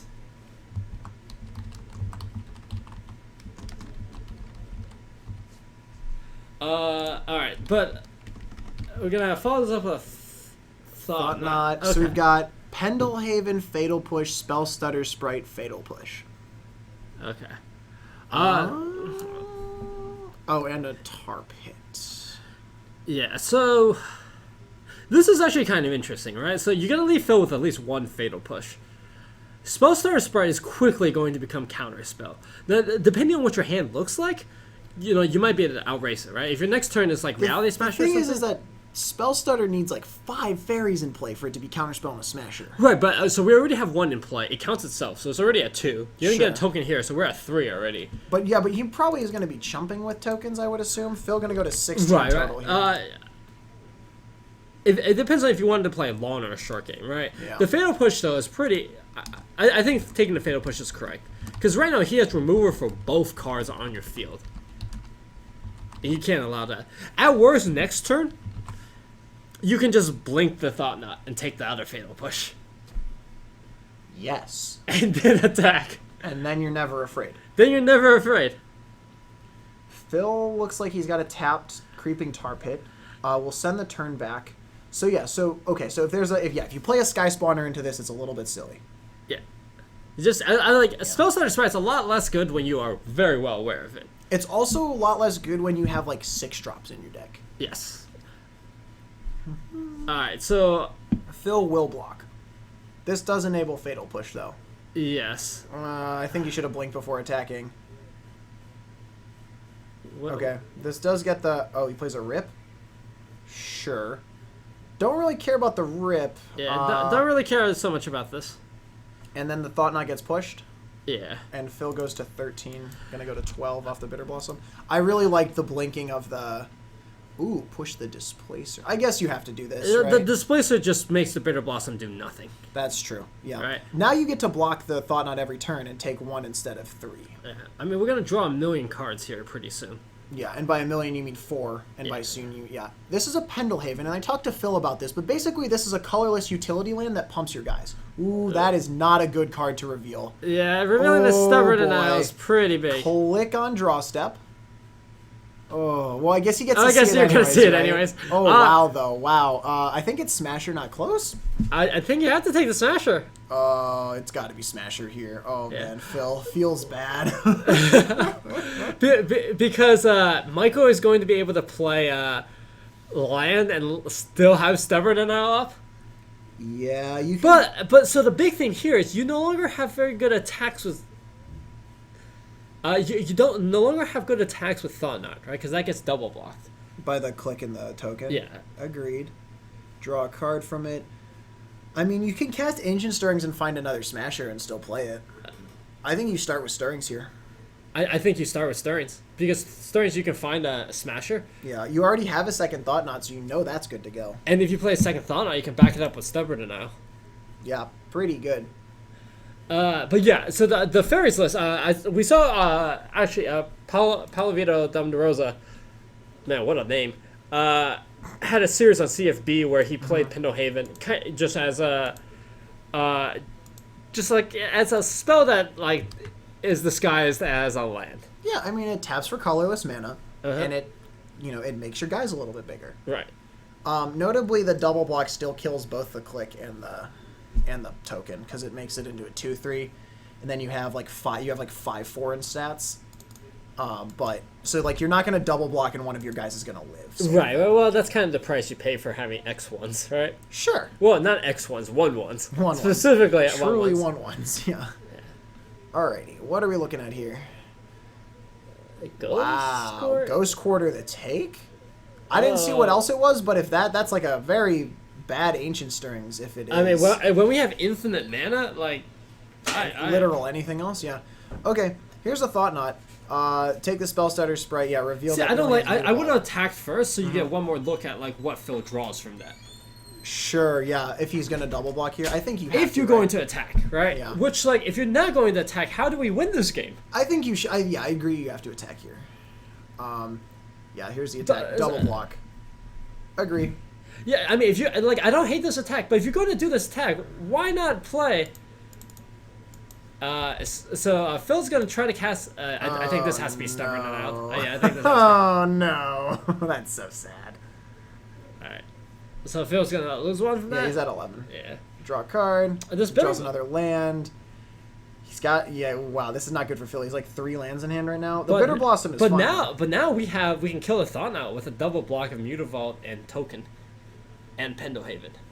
Oh yes, this is Gucci. But instead, we're gonna get aggressive here, and attack, putting Michael down to 12. Look, you're attacking for 3. Your opponent is attacking for 1. True. extremely true. Yeah, we can worry about this blocking thing later. I mean, we We do got tar pits to swing. I also, the tar pit is going to get significant. Oh, right. I forgot about that. So I'm very confused by this. Why? Ghost Quarter here, because all of a sudden, like, if Phil drew a spell starter sprite, you just gave him the island for the spell starter Yeah, sprite. but he didn't because he's got a swamp. If he drew a fatal push, you just gave him the mana for fatal push. This is true. Like, Fortunately, not punished though. there was no reason to do that. I will be honest with you. I think that Fairies is not a deck that most players like have experience against. Oh man, Phil with a Mistbind click though.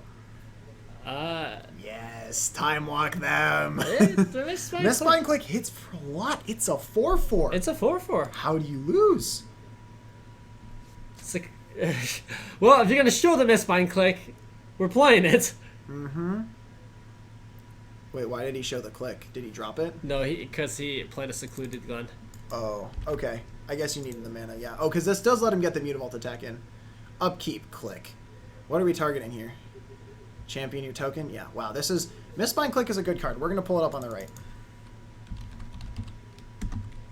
Click, click, click. Alright. Lots of clicks. Wow, it's like high school. Was Lorwyn Block like high school? There's a lot of clicks. There was a lot of clicks. There was a lot of tribes. And then I'm so sorry.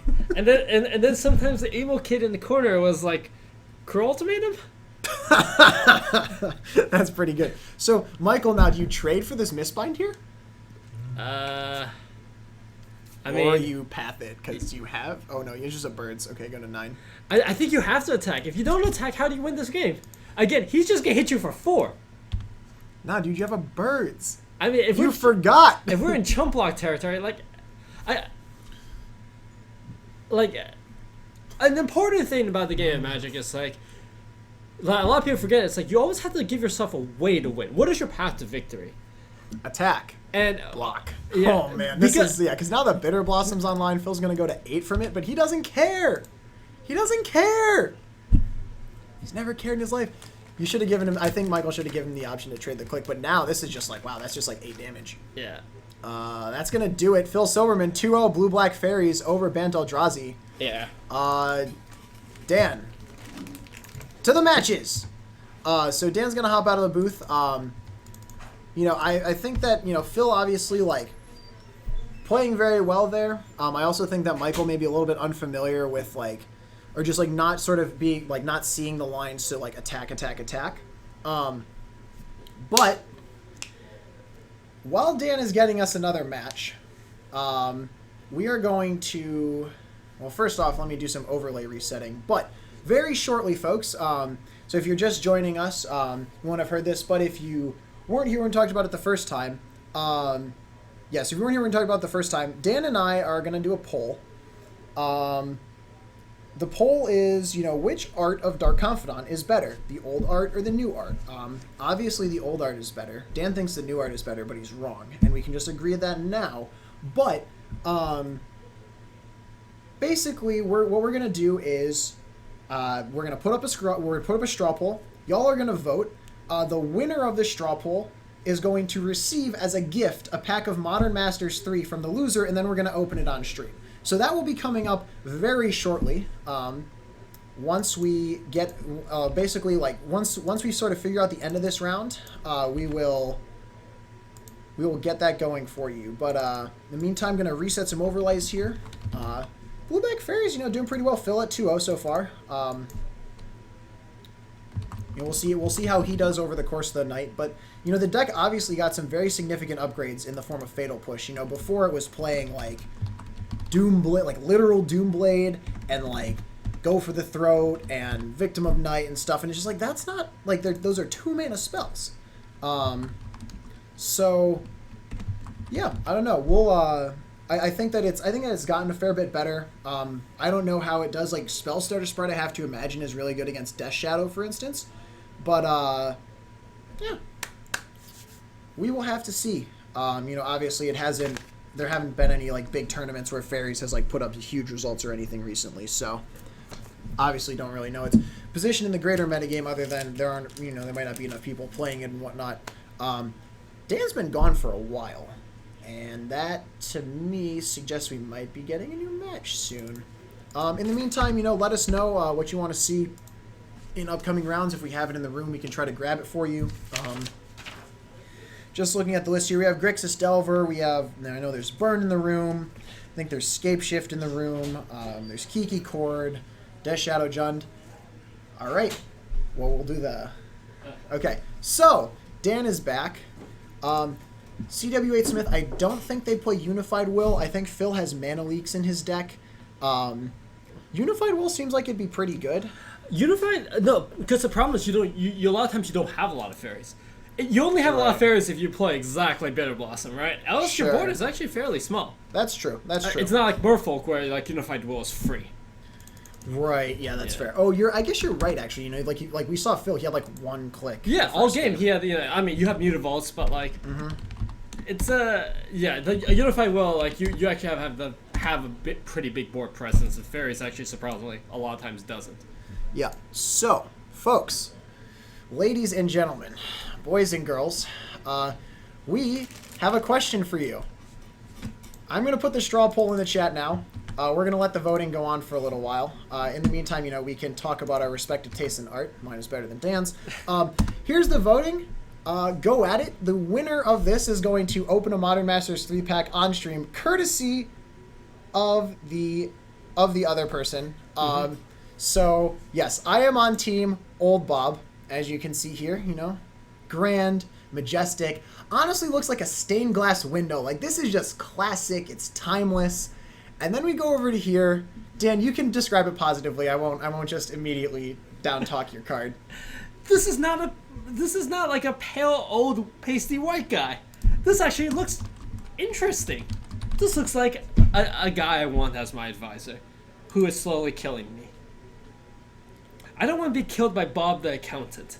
Okay? Dude, but Bobby, look, like this card has so much history and sort of like timelessness of Magic wrapped up in it. And I swear if you go vote in the poll on your phone right now in the chat, I will be so okay. Whatever. I will vote. I will vote from this computer then. Fine. We'll put, all right. So no votes have taken place. Okay. We're not gonna vote. We need chat to vote. Chat, let us know. I'm excited to like open a Tarmogoyf, right? Yeah. Like, you already have Tarmogoyfs. You don't even need this. You can always use more. But That's true. If they go up to a 5 rule, just 5 Tarmogoyfs. Yeah, exactly. Easy. But speaking of Magic, though, one thing that is happening pretty soon is GP San Antonio. Oh, this true. weekend. Yeah. GP San Antonio is happening this weekend. It's Team Unified Modern. Yes. Which is the first a format. This is the first time. Isn't this the second one? The first time outside of Worlds. Oh, the Worlds right. format Okay. has had this a couple of times, but this is This is the first time. normal people can do it. Yeah, this is the first time the lay people get a chance at it. Okay. Yeah. It is unfortunately in kind of The middle of nowhere. well, less accessible city, right? San Antonio just happens to be quite expensive to fly to and pretty far from everything else. Yeah, that's fair. Yeah, it should be a really fun tournament. I know quite a few people are flying out for it. And yeah, I mean, One of the teams, so we saw Vincent at Analfi earlier in the first round. So he's one of the guys that's flying out. His team he's on Just Guy Control. They have a player on Death Shadow Jund, and they have another player on like Mono Green Nykthos. right, or like, yeah, sure. Like Splash Red for Blood Moon. Right. Sort of Yeah, it should be really interesting. Playing team events is always fun because like one of the best parts about playing Magic tournaments is like you just get to like kill time with your friends, right? Yeah. And this is like You're killing your opponents with your friends. yeah, this isn't even between rounds that you get to commiserate. True. Alright. All right, so we have some early initial results from the Bob election. Currently, Old Dark Confidant in the lead over New Dark Confidant, but there's only 13 votes so far, so plenty of comeback potential available. Look, early polling is notoriously wrong. Get your Venmo ready, Dan. Old Bob definitely gonna win this one. But yeah, we'll go ahead and leave that up for a Leave it up round for a or while, so. yeah. We'll get back to it. But so in Team Unified Modern, right? If you're thinking like, let's say your team, you're a team of pro players, and you're like, you can't play your pet deck. Yeah, I mean, only one person is playing Death Shadow, right? Right. So what are your other decks? You know, do you play Affinity? I mean, there will be a ton of Affinity and Tron in the field. Sure. That's just because it has such little overlap with other decks. You're guaranteed to have a lot of Affinity and Tron. Yeah. Affinity pretty much has overlap with nothing except like your sideboard hate, and Tron only has overlap with Eldrazi. So those two are almost free. So a third of the field would probably be one of those two decks. Okay. And then so your maybe you game plan to beat those then, right? Right. There's the more corner case of you can also play Merfolk, which has very little overlap, but that's only if you play the mono blue version, because a lot of times you have the blue white, but you have access to Path to Exiles. This also one interesting part about this is that it punishes mulligans a little less, because if you mulligan, the other games have started, and you get to look over, and it was like, oh, he's playing John, he's playing, Yeah. like. Right, Blue so X you deck. can figure You can out figure out what your your opponent's on. or like pigeonhole them out of certain archetypes. Exactly. So other suggestion here, so Tron Affinity Titan Shift, Tron Death Shadow Jund and Jeskai. I mean, I definitely all those seem pretty good. Like Tron Affinity Titan Shift really just seems like you're just gonna like run at them. Yeah, exactly. A lot of the most powerful decks in the format, they have the least amount of interactive actability. Also, don't overlap in a lot of cards. Right, and I remember when when this format was like when they did that Worlds or whatever, and people started like, what do you build? Like how do you do this? There was a lot of discussion of like, would you rather have Affinity or Infect on your team? Fortunately, that's no longer a question that you have to answer if you're sort of torn, because Infect doesn't really exist right now. Right. You also like don't have to work. The format as it is also rewards people with decks that have to have hate insert. True, because you have to your split hate has to be yeah. divided. Whereas, like, a lot of decks, it's easy to pick 3 decks, which just like, oh, these cards don't overlap. Like, okay, we'll play these 3 decks. But the thing is, like, you have to also think of like what your post-board games look like, and that's one of the reasons why Affinity is also very powerful, because Affinity is notoriously weak to a lot of hate. But if the hate, like, all of a sudden, only one person has Stony Silences. Only one person has Ancient Grudges. And then the third person like has to play, far worse. Like either doesn't have hate and just like races you, or it has to play stuff like Creeping Corrosion. Yeah, no, like Creeping Corrosion. If you're like big mana, you can play Fracturing Gust, get them. Just like. But yeah, I agree that like the dilution of hate seems quite good. Also, I do think that Dredge is going to be a player at this. Dredge, like obviously the mana base does overlap with Jund. So the question is, do you play Jund or Dredge? But like. Normally, Dredge just sort of trashes on Jund, so... Yeah, Dredge also has, again, same thing as Affinity. One player can have Rest in Peace, another can have Grafdigger's Cage. What does the third player have? Ground Seal. No, just kidding, that doesn't do anything. Yeah, like, the third player, like, you're in rough shape here, right? Yeah, I don't know what is the third piece, right? Like, I play, just like... Like, you can play, like, much worse cards like Ravenous Trap. Oh, sure, yeah, okay. Or Nile Spellbomb. Yeah, Nile Spellbomb, but, like, certainly not... optimal. Right. Well, and also, so the interesting thing is, right, so we talked about it, like, we sort of touched on it. I guess Leyline of the Void is also an That's option, viable, yeah. And CW8 Smith's just suggesting that now. But, like, we sort of touched on it a little bit, right, but, like, so you expect that the field is going to be a lot of Tron, a lot of Affinity, because those decks don't overlap. So then what does that put you onto, right? Like... Well, so, I mean, like, another deck that, doesn't overlap all that much is Burn. Yeah, Burn is again depending just on like which fetches and yeah, shocks. depending you have the fetches and shocks, but like depending on what variant you play, you can like really limit the damage of that. Right? If you play straight red white and you have no green splash, like you then someone else can have the stomping grounds. But I don't think you can play a burn deck in Modern without Destructive Revelry, and so like I think that is like burn critically will take your stomping grounds. Yes, and. If you play something like you can also like switch things like Abzan, right? Like Abzan. Sure. Oh yeah, Abzan is not in there. Right. So like a lot of variations. Honestly, at the end of the day, people can pretty much play what they want, what they like, the decks that they like. Yeah. And like formats like this, in general, like you see a lot in Team Limited, where it's extremely skill testing. Right. At the end of day one, the 9-0 teams are all pro players. Oh yeah. Yeah, it's like triple plats, and then that doesn't.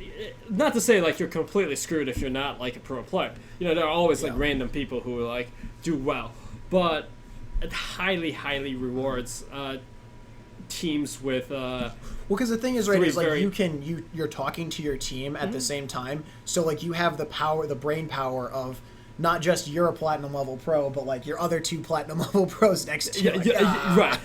And it washes out the variance a little too, because since you're playing, it's 3 best of 3s instead of 1 best of 3s.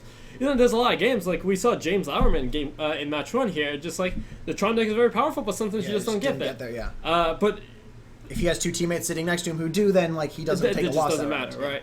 right? Ad Nauseum is also another deck that Sakura Tribelder brings up in the chat here.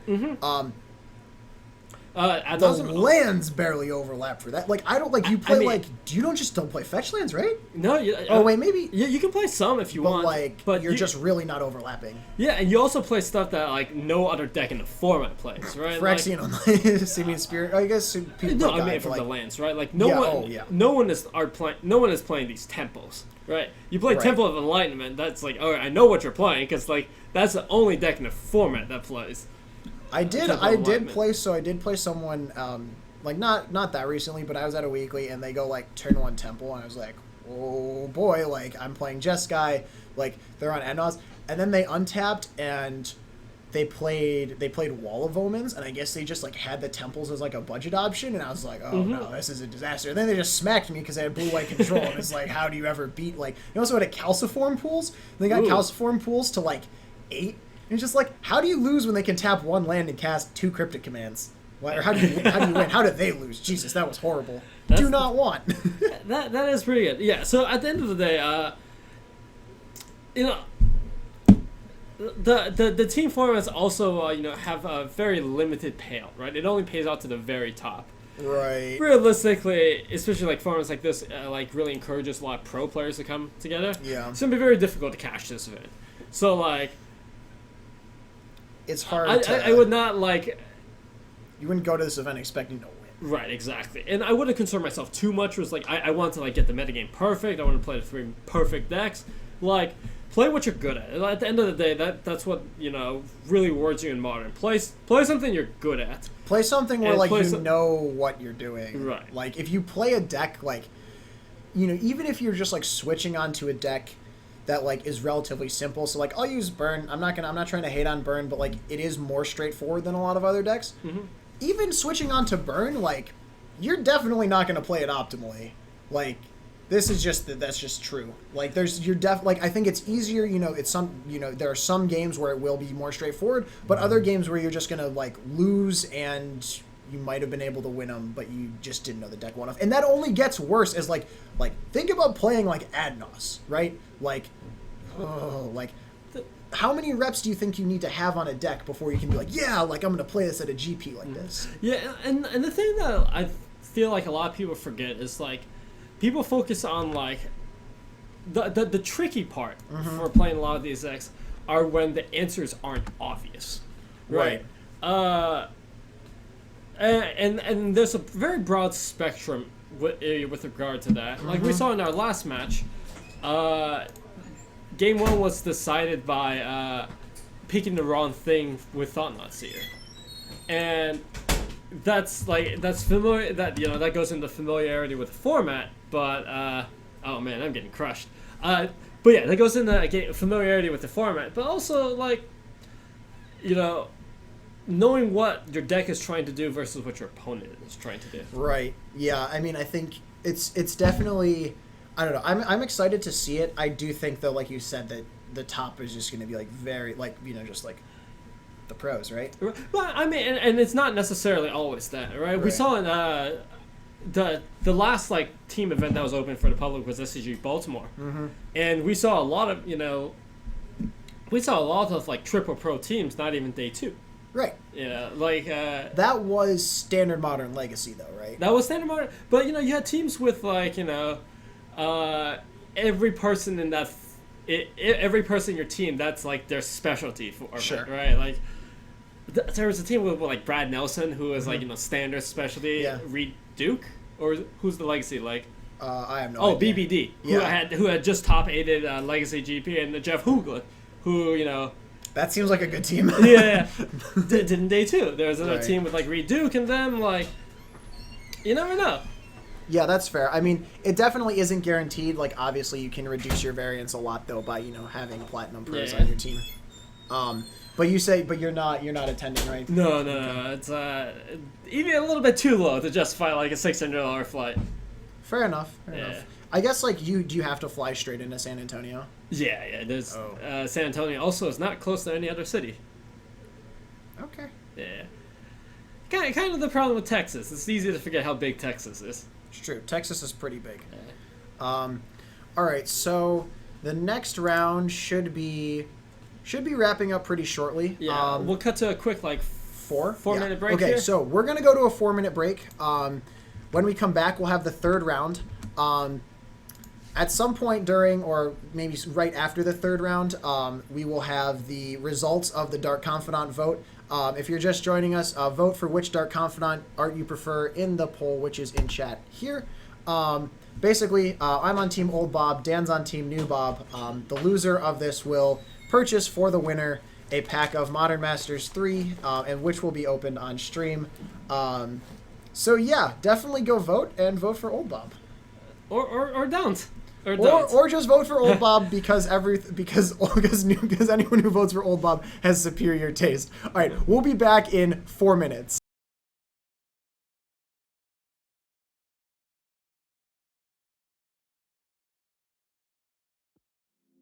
Blind devotion, empty notion.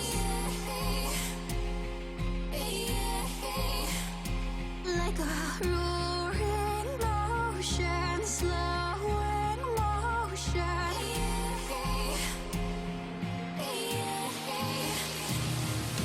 Lay down your troubled mind. We are only kind and will kindly cease to be as we intertwine with the universe and its cosmic symphony.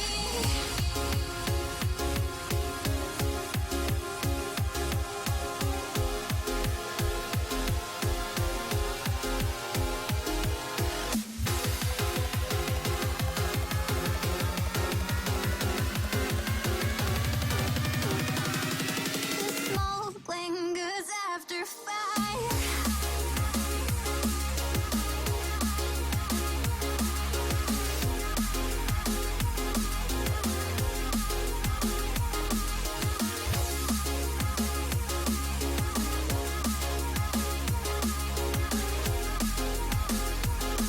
The smoke lingers after fire.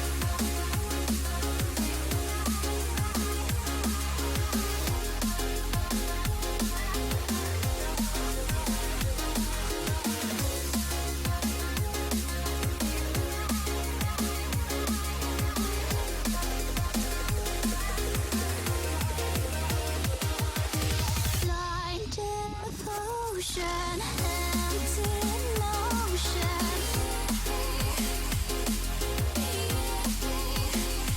Like a roaring ocean, slow in motion. The smoke lingers after fire.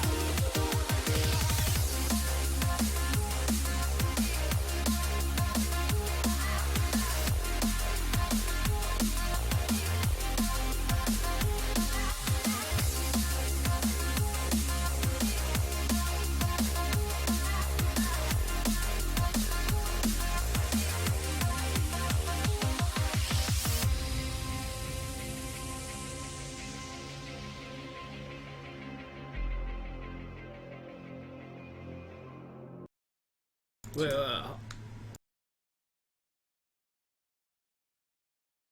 was gonna get Oh no.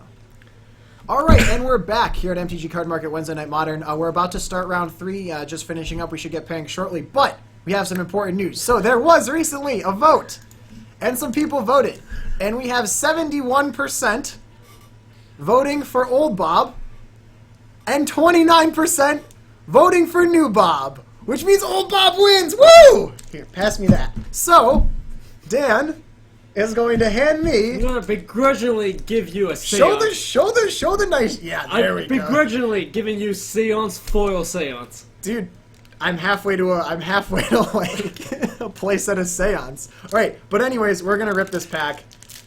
We're gonna go one card at a time, and we're gonna do it reverse so y'all can see. So, I don't know. See, we gotta read this. Tougher plans. Good card. I don't know what it does. It's not bad. All right, it's like Milieu plus Divination. Great. Yep. Centaur Healer, classic from that block. Mm-hmm. Gruul Guildgate. I like it. What do we have here? I was a little disappointed that Maze's End was not in this set, but you know. Okay, Delirium Skeins. Each player discards 3. Okay. Sylvan Ranger, great in the limited format. You get you can get a basic, get your splash colors going. Tandem Lookout, pretty good card. Gives curiosity to maybe a flyer or something. Draw some stuff. Gift of Orzhova, beautiful art. I love this card. Love it more in foil. Shimmering Grotto, got some fixing. Dynacharge, didn't know that existed, but it's like a Trumpet Blast, but you can also do it for 1. Attended Knight, fantastic in limited. Woo, and Is It Charm? Okay, that's like fringe modern playable. Okay. A Vile Splicer, sure. Mm-hmm. Splicers are good. Blade Splicer's probably better. Yeah, Lingering Souls, that card is actually okay, playable. That's like real I think card. the next card is the rare, right? It is the rare. No. Is this the rare? That is the rare. All right, Blade Splicer's the rare. You know what? I have played Blade Splicer in Modern before, and I will do it again. And the foil. It's a Signet. Okay. It could have been better. It could have been worse. It certainly could have been worse. But yeah. Lingering Souls, Is It Charm, Blade Splicer, and the knowledge of knowing that Twitch chat thinks you're wrong. Absolutely worth it, Dan. Priceless, right? Priceless, I'm sure. Absolutely priceless. Okay, All so right. but we did just get variants for round 3. So let's figure this out.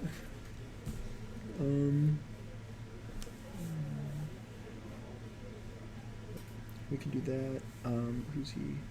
Oh, that's against. No, I don't want that. Let's get this one right here. Okay. That's like big versus big. All right. Is It Charm, Blade Splicer, Lingering Souls? Pretty good. In the future, we may try to do more of these polls. I'll make sure to pick the winning side as well. Thank you for the follow. Wernk Dog Nate. Or maybe Wern K Dog Nate. I'm not sure. But we appreciate you following the stream. We love casting for you guys. And we are excited to do this every week. I'm going to throw it down to the play overlay, though. I already reset the play overlay. I'm a genius. All right, great. Yeah, so if you guys have stuff that you want to see, or stuff that you want us to talk about, too, definitely let us know. We can take a look at that. Should have round 3 starting, momentarily, and we will be underway. So, that last round went to turns. There was, Jeskai versus Grixis. That was just taking a very long time. But I think we should be getting a game. Yes. All right. So we're going to see a purple deck box with red sleeves. I believe on the left that is Tony Skripchek. I literally have to work so hard to spell his name every week. Tony Skrypz. Tony Skripchek. Great. And on the right, we're going to have Mark Masellis. And so the last time we saw Mark, he was playing Scapeshift. He's playing that again, I believe, right? Yes, he is. He's on Red-Green Titan Shift. Tony is on Mono-Green Nykthos. Mm-hmm. Tony has Rishkar's expertise in the 75. Not only in the 75, he has 2 in the main. Oh, sure. He also has Rishkar in the main. I mean, I don't hate that. Rishkar is Yeah. cool. If you go Well, I guess if you go turn 2 Rishkar, you presumably are going to put the counter on something that can already produce mana. But, you know, it's not terrible. As Sakura Tribe Elder gives a woot in the chat, yes, this is the matchup for you. Actually, though, I do think that Tony probably loses unless he can race Mark, just because, like, it's hard for him to interact. Post-board, Tony does have Blood Moons, so, like, that's not the worst thing. Tony also plays a lot of Primal Commands in his deck, and he's playing 4 in the 75. I don't think he's mono green, though, is he? Okay, he's mono. He has a red splash for Kessig Wolf Run and Blood Moons out of the board. Sure. Okay, like... Also, I know we said mono green, but like it's close, okay? Sure. I would also like to point out, I'm like 90% sure it's Sakura Tribe Elder. None of the Sakura nonsense. Sakura? Yeah.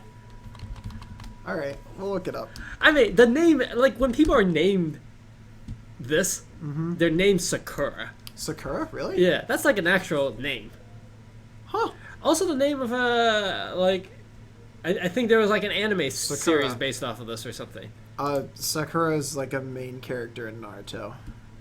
Oh, well that I did not know. Okay, well now you do. And okay. I reveal the depths of my... Oh man, have not watched a lot, but enough to know that much. Tony looks like he went to 6.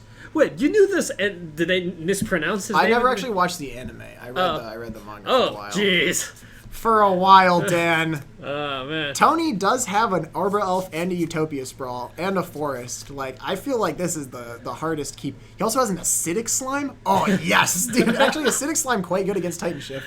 Yeah, if they cast Scale Shift and you cord for Acidic Slime, dude, they'll never see it coming. they will never see it coming.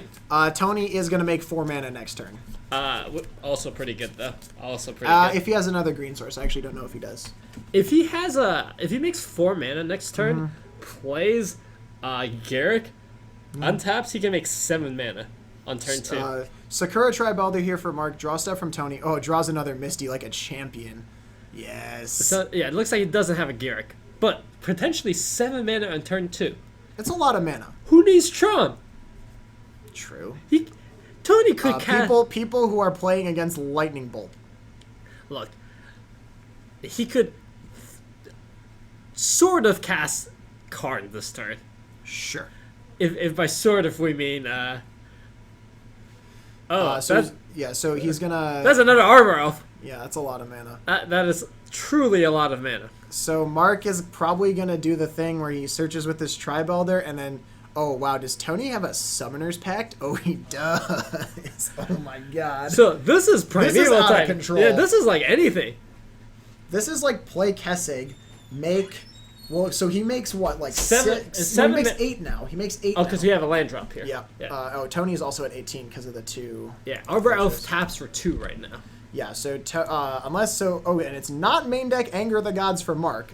Also, he did not crack the Elder, so I mean, maybe you attack with it once, but like he's already at 18, right? Yeah, 18 is the important. I mean, we're just gonna hardcast a search. Okay, hardcast a search is fine. So little does he know he is about to get destroyed. I mean, like if I'm Mark and Slime. I'm looking across on double Arbor Elf with You're just like, where's my bolt? Utopia Sprout, like I am not pleased. Not happy. Here. Double Arbor Elf Utopia Sprawl, known to make a lot of mana. Dude, Tony is close to turn 3 Hornet Queen. Turn 3 Hornet Queen is pretty good. Turn 3 Hornet Queen is pretty good. I think he also drew a Nissa. Oh, he can just like. I mean, it depends on how much he wants. No, to you play. just play Acidic Slime here and Nissa. That's what you do. Yeah, you can also. Oh, I lied. We're Summoner's Pacting for You can play Hornet Queen. But I don't think Hornet Queen's good. I don't think it is either. I think Tony must have something much saucier in mind. I think it's probably just Primeval Titan, right? Oh, I mean, Primeval Titan's fine. Look, this is But, fine. like, so Mark, though, I think Tony actually wants to play Acidic Slime here, because if Mark goes fetch with, no, he only has 6 lands in, but if he has another Steve, I don't know. I think Tony might die, actually. To what? To Scapeshift. So Mark currently only has effectively 5 lands in play. But he goes land drop, play another Steve, kill you. Yes, or explore. Yeah, that's what I'm saying. Is like I don't Like, I think the acidic slime was right here. Yeah, I think so too. Tony gets a Nykthos. So here's the thing, right? Tony wins next turn if Because Mark he Kessigs for a if lot? Mark cannot kill him this turn. Wait, really? Why? Uh, I don't think he has Kessig for that much. well, okay, Tony effectively wins because like, Okay, Mark just passes the turn, though. ooh, okay, well, Tony's gonna remember to pay for this. Okay. Yeah. So he's We're just good. going to double tap the Sprawl. Draw Uh-huh. a card. Draws Primal. Oh, Primal Command is nuts here. Like, I think you Primal Command his land, not close. So this is activate Nykthos for 1, 2, 3, 4, 5. 5. Yep. 5, okay. Oh, Acidic Slime, great. Yep. Seems good. Acidic slime. I mean, hit one of your duels. Attack with Primeval Titan. Yep. Get him for 6. And this is what I meant by Tony effectively wins this turn. Like, we're so far ahead. That's true. I forgot that he also had a 6. So, but yeah, Primal Command off the top was a pretty good draw there. He doesn't have the way. I mean, he can cast it next turn. This turn, he can also play Nissa. I mean, next turn, Tony has access to almost 20 mana. Oh, so the next turn it will be a lethal Kessig then, right? Yeah, next turn, I mean, we can hard cast Emrakul and then some. Sure. All right. Tap Stomping Grounds for Mark. Critically, only on 6 lands, not enough. Yeah, because right now, this Nykthos taps for 8? No, 9? And he can tap it 3 times. 1, 2, 3, 4, 5, 6, 7, 8, 9. Oh god, that's like So 30 mana. that's 27 mana just from Nykthos. Yeah. It's pretty good. Plus whatever he has on board. What if you went Nissa minus and played a Rishkar? No, you Kessig first, Sure. then you Rishkar. Sure. I agree. Okay. This is 5 mana. So, I mean, you can casually draw 30 cards. I agree. And there's discard any number of them, doesn't matter. Wait, or you can draw 30? yeah. Drishkar's the power. No, an actual Rishkar. Oh, no, I don't care about Rishkar. I was talking about the expertise. Sure. Tony does minus. Gonna make a big old board here. Mark's just like, well, like this is the thing. This Tony is like, feels unnecessary. Like Yeah. we're attacking right now for like 30 plus with trample. yeah, dude, you got to be ready. What if they? What? have What? But why? Oh, there's no. Is there a Kessig? That is a Kessig. it? Yeah, dude, trigger. Oh wait, this actually makes no sense. Why would you attack with the Arbor Elves? No, also, Arbor Elf is untap target force. Excuse me. This is not Voyaging Satyr, so you can't like tap Nykthos 3 times. That's true. You're Okay. right. You're right. We got a little ahead of ourselves because Voyaging Satyr did get played in like. Okay, yeah. Mark shows the hand. Double Scape Shift was only 1 land away. Oh, so Mark was an explorer, Steve away from winning the That's game. what I was saying, right? It's like Yeah. if, like Tony. I think that Tony should have played the Acidic Slime first. But here's the problem. If he did that first, next turn doesn't get any better. He's in the same situation next turn, That's except true. he doesn't have a Primeval Titan on play. That's true. I guess sometimes you just have to hope they don't have it, right? Right. Yeah, he doesn't have a way to blink it or anything. That's fair. Okay, so taking calculated risk there, it pays off, and both players put him back to 20. This feels like a weird matchup. Mark is like, can I get some Anger of the Gods, please? Yeah, Tony unfortunately has a pretty hateful deck against this, right? Tony definitely has Blood Moon. You have Blood Moon and Acidic Slimes, which are, feel Not bad. only Acidic Slime, main deck Acidic Slime. Yeah. Main deck Acidic Slime is how you feel bad. I mean, it feels a lot like playing against Ponza. And I let me don't tell know. you, I don't know if anyone has ever had a pleasant experience playing against Ponza, because either they're just crushing you and you can't do anything, or their deck like completely misfires and like They you get just crushed. stomp them. Yeah. Yeah. Oh man, Ponza is one deck that I am not even like I am very much like I don't care that I'm salty. I'm salty about Ponza. Like, Jesus Christ! Like when you get your land turn to Stone Range, it's like please, can we not? I also saw someone think they thought they drew out of their like the nonsense, played in the hearing, and it's like, all right, gonna Emrakul you, and then the Ponza was like, Bramble Crush, Bramble Crush in the hearing. Is that good? What is that? It is effectively Vindicate. 5 mana Vindicate. No, It's 4 mana. 4 mana worse than Vindicate. It's 4 mana. It's 4 mana. Like 4 mana usually Stone Ring, but also gets Planeswalkers. damn, I didn't even know this card existed. Yeah. More relevant to this matchup though, if Tony lands one of these, Mark is in trouble. Yeah. Mark has a hard time against this card. Yeah, it's not great. Marcus. It's actually you have to kill them by attacking with Primeval Titan, and Tony has lots of blockers. Yeah, I mean, Mark also presumably has boarded in all his Nature's Claims. If he thinks Tony's on it, yes. No, because I would even board in Nature's Claims against Utopia Spells. Oh, that's true. Actually, you're Right. right. You're right. You're right. I agree. Okay, bring the rain. Benjamin Barry has a good point. Yeah, sometimes you have the Aether Vial, and then Yeah, dude. And then they have like main board. I don't know. They have main board something or other. Then they get you. How Has a Ponza player ever not drawn the bonfire to win one game from one turn from dead? The answer's no. That's never happened. Tony has Utopia Sprawl, and a forest and an Arbor Elf. Like I don't see how this goes badly. I mean, if he gets bolted, I don't think he has many lands though. Okay. Mm-hmm. All right, starting with the Valakut. Tabbed Valakut. All right. Tony, you're gonna start with the Sprawl. Okay. I think I like this because if he plays the Arbor Elf and he gets bolted, then he's on he has to take another turn off. Whereas this way, if he draws a land, he can play the Nissa or Double Dork or something. Mark is gonna go fetching a land down to 19 here. Okay, we're gonna get a forest. All right. I see your forest. And playing around Blood Moon and also leaving enough. Colony Heart Expedition, great turn 2 play, very explosive. Yeah. Draw step. Arbor Elf, go. Ooh, Okay. Still 6 mana next turn. Anger of the Gods, though. My boy Mark. Please have the card. He's Mark is currently in the process of stealing an Arbor Elf. yeah. What? Where did he go? Davian Salkovich, Mubot does not like the all caps thing. Yeah. Sorry. All right, Mark is in the process of running away and then coming back.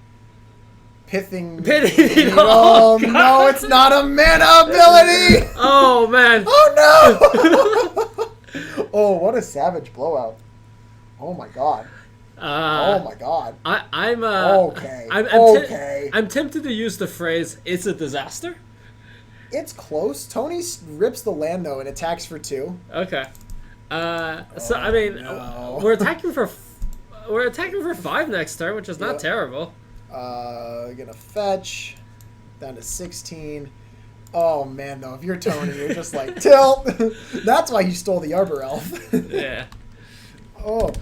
Normally this would be fine. Like if this were just a normal mana dork, this wouldn't work. But this is not a mana ability. Correct. This is like just an ability. This you can respond to. This you can pity needle. Oh god. I have done respond to your Arbor Elf by casting Wear Tear on your Utopia Sprawl. You can good. Ghost Quarter in response. Ghost Quarter's quite good. Yeah. Ooh, another Utopia Sprawl. So now Tony just plays 1 land Utopia Sprawl on the second land play. Okay. I think this is still 4 mana, right? Yeah, because he has 1 floating. Yeah, 1 floating here. 1 floating, so he can just play the Garrick. All I'm saying is, if Mark didn't have this pity needle, He in would play be right now, so dead. yeah, Like super dead. tapping for 10, and then Garrick taps for another 4. So Mark is going to go to 11 here. This is a pretty quick clock. This is a pretty quick clock. Play Garrick is pretty good. I don't think he Oh, can he play did. Garrick. He only has 3 mana. Oh, you're right. Oh, yeah, no, he didn't have the net. Okay, Yeah. so Mark can just win the game if he scape shifts and with a land. Right? Yes. Yes. I see 6 lands in play. Tony, where's your Ponza? There's 7. Dun, dun, dun, dun, dun, dun, dun, dun, dun, Oh, but this is a Prime Primeval time. Titan. Oh, God, it's the promo. Oh, God. All right, we're going to pull up the promo primetime because not many have seen this before. So, wait, does this gets a Valakut and then a double bolt, right? Yes, he has 5 mountains in play. So if he gets a Valakut, he can get 2 bolts. Or if he gets Oh, wait, he just gets, or he can get... if he gets 2 mountains, he gets 2 bolts. If he get, yeah, so... I mean, if you're gonna bolt, you might as well get the second. No, Valakut. if he gets a Valakut and a mountain, does he not get 2 bolts? He does. Okay, Also, yeah, so he gets 2 bolts either way. Right. But, like, the second Valakut is better payoff. Yes. For, yes. like for future long term. for future nonsense. Yeah, okay, hang on. Let me get the promo Primeval Titan in here. Pop. Oh, Mark chooses to not go with that line. Instead, just gets naturally 2 bolts. Sure. I still think he probably wins, right? I think both of those go face, it looks like. It looks like one went on Nissa. Oh, so Tony's at 17. Yeah, I mean, I'd almost be inclined to kill kill one of these things just in case like Tony has like Play Garrick. Yeah. This is free because he can just untap everything. Mm-hmm. Whoo, baby. So if you plus the Garrick here, make a bunch of mana, then you do threaten lethal next turn with the overrun, I think? Make an Ewit, target Nissa, get Nissa back. But are you just dead on the attack? That's the question. I don't think you're because Mark didn't get like the second Valakut. I don't think you're dead. He'll get it now, though. Because like if Mark had gotten the second Valakut, Then this this- attack yeah. could be 4 bolts Yeah, agreed. or 3 bolts plus land. Sure. Right now, Tony has enough power on board that he can trade with the Primeval Titan if Mark doesn't bolt some creatures. Oh, you know what's crazy? Is if Tony lives, he makes Crater Hoof next turn. Yes. Okay, so Mark there's a gets a Valakut. Valakut and a Mountain. Okay, so he's going to get 2 bolts. The question is, where do they go? Because just like, I actually don't know if Mark lives regardless here. I think he's dead. I think he's dead. The Crater Hoof. Does Tony have Crater Hoof in hand? Yes. He does? Okay. He has the hoof and crater. Oh my goodness. Yeah, I was also a little surprised that Mark went face with last turn. I think you should have board controlled a little bit. I still think he dies to Crater Hoof, though. No, because if he had killed enough things on board, He's only at 11. Crater Hoof doesn't have to be that big. No, but think about it. If Mark last turn had killed Nissa and one of these creatures, Yeah. this turn and had fetched Valakut. Okay, sure. Land. Yeah. So now he does target the 2 creatures, but he's still dead. Yeah. Unless he has like Scape Shift right now. Yeah, but if it's escape shift, that's lethal. Just cast the pre-combat, right? Yeah. Yeah, also Tom SCKS points out in the chat, not getting a second Valakut leaves him soft to crumble the dust. Okay, so we're going to fetch here. We're going to get another 2 bolts. I believe Tony's at 11. Yeah, if looks like Mark went face with that. Okay. Also, yeah, I think like Mark could be so far ahead if he just went for board control. Sure. If instead of going face, he used all of these Valakut triggers, killed every creature, Primeval Titan attacked the Garrick instead. He got a forest with this fetch land? Is he scape shifting? Does he have another primeval? Oh, he's scape shifting. Okay. All right. Okay, all right, yeah, we're that's done. all. Okay, so this is all. To be fair, a turn away from dying there. Tony very close, like on 2 lands and very close. Okay, so yeah, Mark's line makes a little more sense here.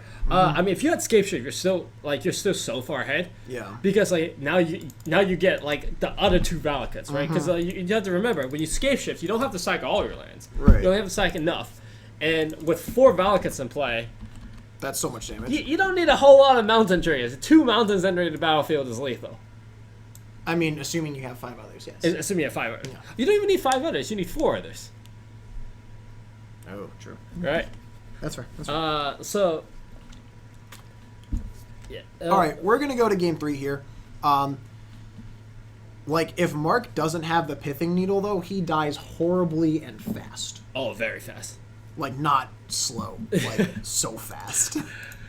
Wow, pithing needle's good. What a card. Some people think that card should be in standard. What do you think about that? I mean, what are you needling? Healy, It's like fine. Gideon, That's fine as well. Heart of Kieran, Also fine. Scrap Heap Scrounger. Yeah, it's fine too. There are so many good name targets for pithing needle. You're not wrong. Like I honestly think people would play that like 4 of main deck. Yeah, 4 in the main is a lot.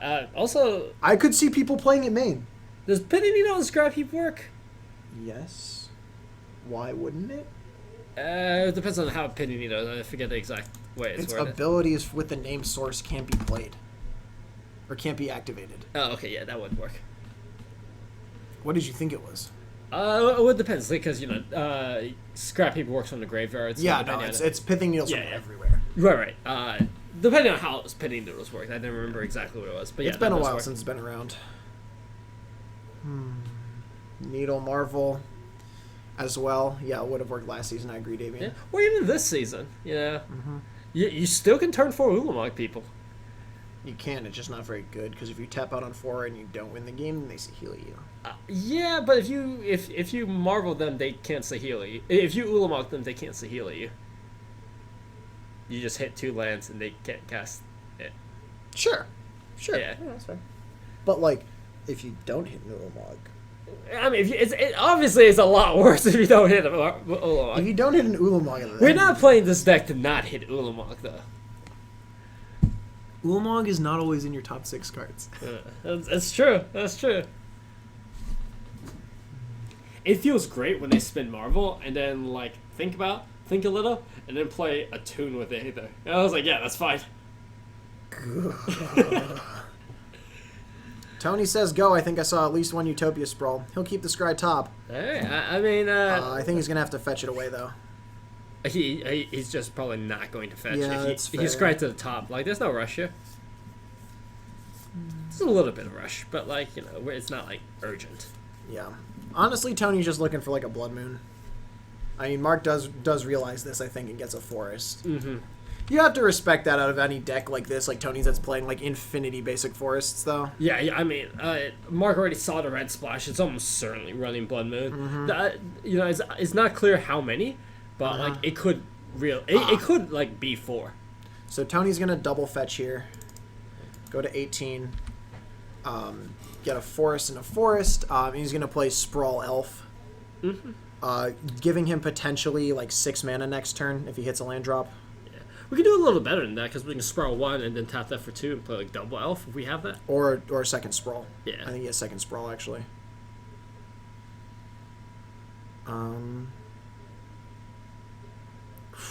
Okay, so this Right. I mean, So almost, that land makes so much mana. Like he has 9 mana. No. 7 mana. 7 mana. Yeah. yeah, 7 on board, 8 with a land drop. He has a Burning Tree and a Primetime in hand. This is some pretty explosive development. Mark plays a Cinderglade, plays a Still fine. Savage. Look, I mean, Kessig Wolfrun only can make 5 mana right now. Rough life. I mean, we can play the Burning Tree for free. Yeah. Mana floating. Oh. Kessig. Kessig for 3? No, Kessig for 2, hits for 3. Go to 16. Yeah. Yeah, Kessig Okay. for 2, yeah. Mark resolves his search, gets a mountain. Wow, these Pithing Needles, though. Quite good. Pithy Needle is... When it's good, it's It's so good. so good. You know what's great is when they name Lion's Eye Diamond with it, and then you win. Yeah, don't name Lion's Eye Diamond. No, ooh, buddy, that's a spicy meatball. I mean, Tony still has 5 mana here. And almost. Oh, okay. Now we're in it. Okay. Now we've got some manas. 3 Utopia Sprawls. What we really need is like back to nature. Yeah. Mark will cast a Search for Tomorrow. I mean, at worst, these Utopia Sprawls are just like, effectively, a land draw. Yeah. Like we just absolutely. rampant growth. Yeah, exactly. Yeah. I mean, it costs a little bit to do, but it's not. It could be worse, right? I agree. Ooh, that's an acidic slime. Oh my god. Get one of the duels. Get one of the duels. Psst. You should acidic slime. Acidic slime's pretty good. Also, a convenient Kessig Wolfrun target. Yeah. But yeah, I mean, destroying your opponent's lands when they're playing the land-based combo deck is excellent. Oh yeah, and we'll pull up acidic slime on the left here. Ooh, destructive revelry. Okay, okay, I see you, Mark. Yeah. Tony's also going to take a little bit of damage from that. Yeah, that's a burn sideboard card normally. Yeah. Yeah. So acidic slime also had an option. Oh, a another double one. Okay. Oh, All right. baby, a double. So Tony down to 4 mana here. Is immediately up to some more. Man, if that Arbor Elf had not been Live needled, had not been needled. Yeah, I agree. there could be a forest with, 4 Utopia Spirals on it? So wait, what is this attack for? Tony made a motion for 4. I think Mark is at 12 here. Okay. Mark plays a land and passes back. I mean, we're going to start Utopiaing for quite a bit here. So this is for another 4? Uh, Okay, so Mark, it looks like Tony has him at 9. We'll trust him here. yeah, a total of 4, because, Kessig for 2. yeah, Kessig Okay. for 2. Mark plays a Valakut and passes. 1, 2, 3, 4, 5, 6. 6 lands. Tony draws a Rishkar's Expertise. That's a Jiraga Tree Speaker? Yes, it is. And does Mark have enough? Oh, well, the Primeval Titans, He doesn't have all that many mountains, though. He has 3 Valakuts, no, 2 Valakuts and 2 mountains. Mm-hmm. So this is not going to get him there. no, and depending on what Tony can, he's not going to get bolts from this, but, like, if Mark gets an attack with his Primeval Titan, I can't see him losing. Yeah, I agree. Okay. Read this Tree Speaker. It's just a mana dork that makes 2. Mm-hmm. Mandalore, 3 mana makes 2. Okay. Okay. Yeah, It's alright. yeah. The level 5 is probably not really relevant in this deck. It is not an elf tribal deck, so... Although this is a way to get around Arbor Elf being pity needled. Yeah, but it's not like the good kind of Arbor. It's not like the good get around. Tony is... So they're going to be a block here. They're going to trade off of... Oh, because Acidic Slime has Death Touch, right? It does. Okay. And then Tony will follow up with a Primeval Titan. Get some lands. But Tony, like, obviously not thrilled about this. Well, so Mark only has 4 mountains. Yeah, but if Mark has, I think Mark has Escape Shift in hand. Oh, well then he's dead. Yeah. But like, oh no. Yeah. Drat, Tony says. I had you next turn. Yes, he did. So we're just gonna, Just not biff the Scape Shift. pretty much, yeah. We're just gonna make sure we can find enough mountains. 2. Just needs to be 6 mountains, right? 3, 3, 4, 4, 5, 6, 6. 7. Yeah. All Got right. him. Like, yeah. Oh, and Tony with a Rishkar's Expertise in hand. That would have been pretty big. All right. Dan's going to go out of the booth and find us another match, hopefully, as they're going to wrap that one up. So Titan Shift does eventually get it in the end over Mono Green Nykthos.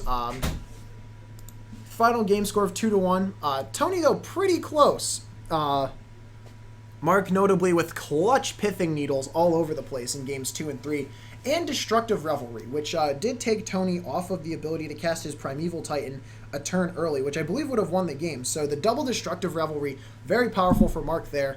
And an interesting include. I actually really like it. It's not Nature's Claim, like that giving them 4 life can be relevant.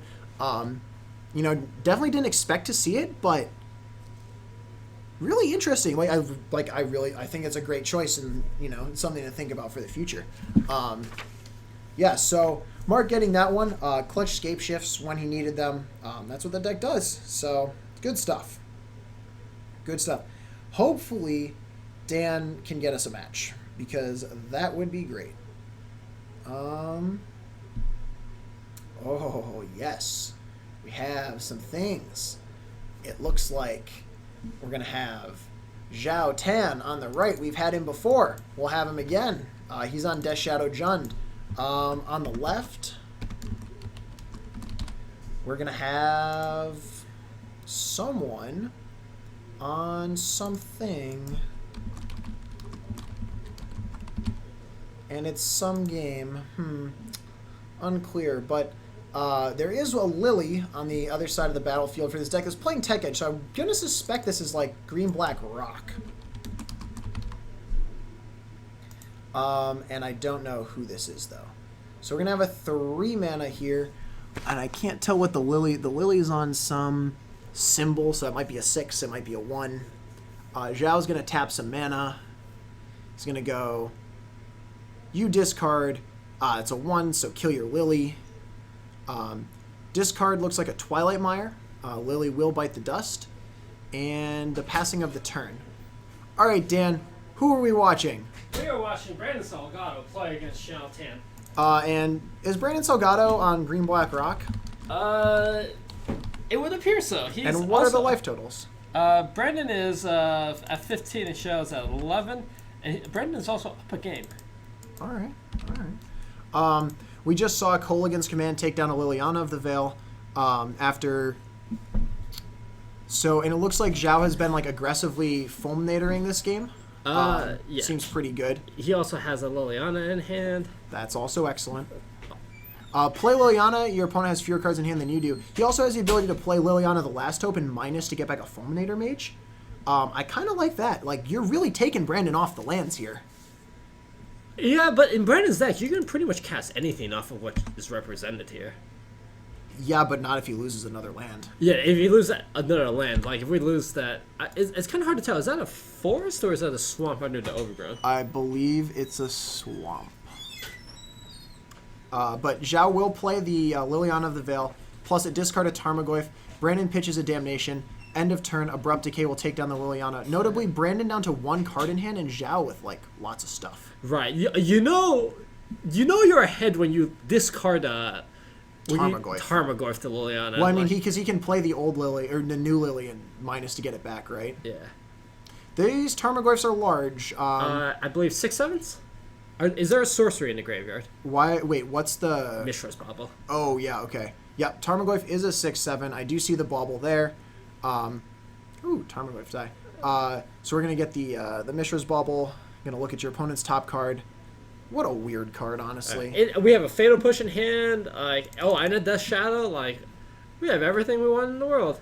The problem is a Death Shadow is a 2/2, but we also have we have our own Goyf, yeah. All right. So the Shadow's going to draw his card. Let's see what Brandon drew. That looks like a Maelstrom Pulse. I mean, he can barely cast it, but he can cast it. Yeah, I mean, the Maelstrom Pulse is really... I mean, it's convenient that Shao got rid of Brandon's Goyf. Actually, and this is one of the reasons why I'm not a big fan of Shao, like, Fatal pushing there for right no away. reason. Okay, Yeah. so we're going to get an Inquisition here. It's going to see a Blood Crypt Lily Death Shadow. Yeah, I think you have to take the Lily here. Oh, not close. Yeah. But, yeah, Shao had no reason to Fatal Push that. Because you could just done on his turn. Like, no one's playing Blossoming Defense in these decks. Sure. So it's like, you can't get punished for that. And this means that, like, for example, Brandon couldn't Maelstrom Pulse this turn. Zhao, though, is, I believe, wary to play the Blood Crypt because then he can get Tech Edged off of black. Right. So this is an attack. Brandon will have to go to 9. Wait, who can get Tech Edged off of black? Or not, Yeah, not off of black, green. green. Off Yeah, of yeah. green, yeah. Zhao can get Tech Edged off of green. So he'll shock to 9 here, play a 4/4 Death Shadow. And does he know about the Maelstrom Pulse? Are we going to play into it? We are not. Okay. Yeah. Well, he saw it with the bauble. Oh, was that the card? No. I believe he saw it with okay. the bauble, yeah. So both players at 9. The thing is Brandon can't Maelstrom Pulse because he can't Tech Edge because he loses the ability to Maelstrom Pulse unless he draws out of it. So like, Right. Also, yeah, Shao didn't know about the Maelstrom Pulse. get the Death Shadow. Huh, interesting. So now you're just gonna take 6 though. And I guess there's no bolt, but like Tarfire's not. I mean, Tarfire doesn't kill you, but like you're going to 3 here. Right. I mean, they're both very, very big, right? But just for the sake of saving life, I think you have to hit the Goyf. I agree. So I feel like Zhao basically has this one in the bag. I mean, it would require some degree of, like, trickery for Brandon to get out of this. By trickery, you mean you hope he forgets his draw step, right? Because these are 2 lethal attackers now. This is too... I mean, depending on Brandon... Oh. Okay, good. Okay. Okay. Ooh, well, Scoos would have been good, but... I mean, Scoos would not nearly be close enough, right? Yeah, I mean, it would if he had like a bunch of lands and stuff, he would have been Yeah, but like it's not close. Goyf is really big. See, the thing is, in this matchup, it's much harder. Like, it takes longer for Scoos to outsize the Goyf because the Goyf is huge. Right. Well, I mean, the Scoos can do a good job of just, like, shrinking key pieces. Yeah. Like, you eat, like, the baubles and Yeah. But, like, because there are so many of this, because the game dragged on so long, there were at least 2 baubles in the graveyard. There Right. were, like, 3 planeswalkers. And like, eating the baubles in the planeswalkers notably doesn't grow your Scoos. right, or gain you life. Right. I mean, you were better served trying to eat the creatures out, but... Yeah, not a particularly close finish there. Zhao just like he had so many cards in hand when they sat down. Yeah, so, yeah. So we'll see. What do you so in this matchup? So green black rock, just like green black things. Like what is the Pretty what much do you, green like black. what makes this? Why would you play this? Like what do you get? Like you're dropping red, Uh-huh. right? So what are you getting? Like do you play more abrupt decays? Like what do you do? So yeah, you get to play more abrupt decays. Your mana base is a little. Your Mana base is better. mana base is better. You have access to more utility stuff. Okay. For example, we saw that you can play the tech edges, Tech edge, yeah. which is something that in a normal mana base you just can't afford. You to can't do. play that in a Jund deck. You just can't afford to do it. And you can also like depending on like how deep of a rock deck this is. I mean, like it doesn't. Yeah, right. It doesn't look like Brandon's deck was set up to play Phyrexian Obliterators, but some decks go deep enough that you can. And because your mana base is less painful, like cards like Bitter Blossom are like potentially playable. That's true. Yeah, there's the Phyrexian Obliterator himself. Probably, yeah. It's like Dan said, probably not in this deck, but also like it's cool. Like you can do it. It's like if as long as your opponent doesn't like Lily minus on it. Yeah, I guess this does die to like kicked Fatal Push though, so like I'm not super happy about it. I mean, all 4 drops died to kick Fatal Push that. Right, but this is like except literally Thrust. But this is like the one that's not so like this one you want it to like die to like double bolt like Right. like yeah obviously four drops die to Fatal Push but But yeah, I mean, of the power 4 drops, this is certainly one of the most powerful. yeah, that's true. All right, like this. Raw power level very high. Actual power level not that high. Yeah. Gonna start off with a Thoughtseize from Brandon here. Gonna look at the hand. Fatal Push, Tarmogoyf, Street Wraith, Thoughtseize, Fatal Push Fatal Push, Thoughtseize, Kolaghan's Command, Street Wraith, Tarmogoyf, 2 lands for Zhao.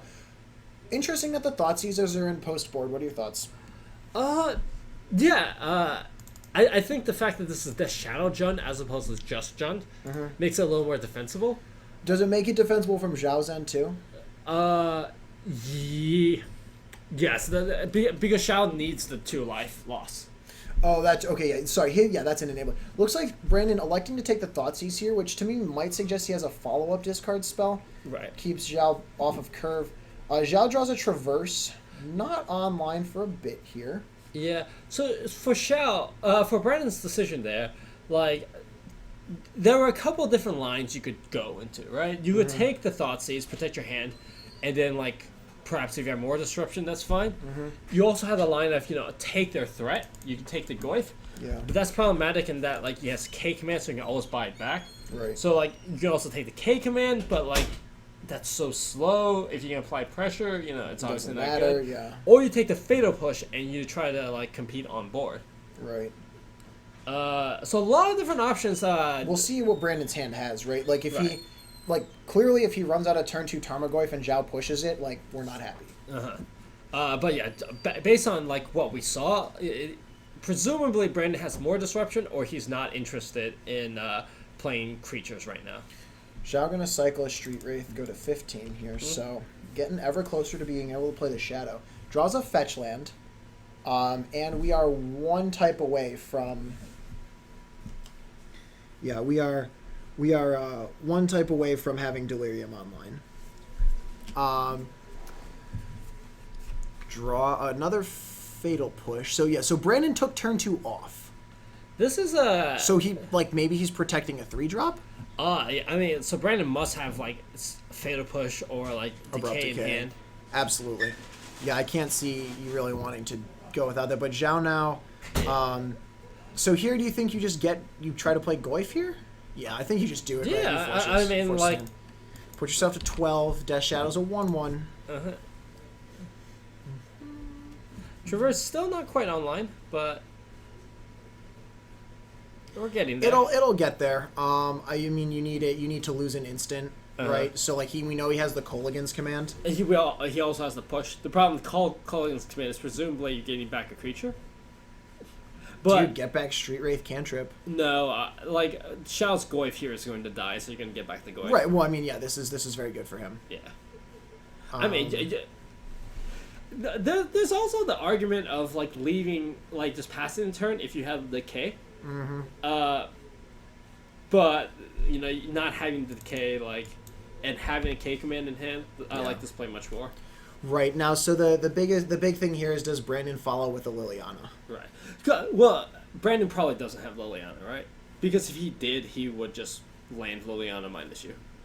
Oh, true. Yeah. Good point. Yeah. Why waste the removal? when you can- But on the flip side, if he did that, then like K command, kill your Liliana, get back Goif. Is also Right, that's the pretty good. thing, right? That's Yeah. the sort of, and he knows about the K command, so maybe that's the play. A lot of interest in playing this. It's not quite the mirror, which is why it's the Death Shadow deck does play Lots very of differently. subtle variations here. Right. True. The traditional like grind fest of Joan, like a lot of times, like if you're on the draw, like sometimes you don't want to play that turn 2 if in case they Liliana. Right. Yeah. Absolutely. Yeah. Because like getting Liliana minus is such a huge blowout. Right, because like if you can't kill it on board, all of a sudden like if we're devoting not a card, now we're down a very important card. Yeah. But yeah, Brandon gets to play Bob onto an empty board here. All right. Zhao does have a fatal push though. Just 2 fatal pushes and a K command. I like K command buyback here. Because so if you can go K command, shock your Bob, return Goif. Yeah, I like that play a lot because next turn you have play Goif, leave a fatal push. Doesn't look like he's considering that though. Looks like he might be doing something else. Looks like he might just be pushing. Yeah. Oh, this turns on traverse. So what you can do is you can traverse for a Death Shadow and play it. Yes. Okay, yeah, this line I like much better then. You can play a 3/3 Death Shadow. Yeah. Yeah, I agree.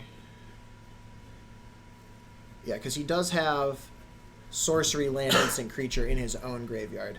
Also, Davian Salkovich pointing out in the chat the correct Bob. Fetch land for Zhao, so he can actually play a 4/4 Shadow. He can play 4/4 Shadow. I don't like playing that fetch land very much because that's Xiao's way of turning on fatal push. In case Brandon like played Sure. a Kalidas or something like that. Yeah, okay. That's That's fair. Having the ability to turn on your fatal push at will is pretty relevant. It is pretty relevant sometimes. So yeah, it looks like Zhao will probably go to 9 here, right? Yeah. Get some, get a Death Shadow and a Black Shockland. Unless he doesn't have one. No, he's got one. Okay, he knows what's in his deck. Obviously he does, but okay. So this is a 4/4 Shadow. Back over to Brandon. Now he's got to come up with an answer. Notably, fatal push. Okay. I mean, Zhao does have Kolaghan's command. And Zhao does actually have another land in hand too, so he can K command back the Death Shadow and play it. Oh.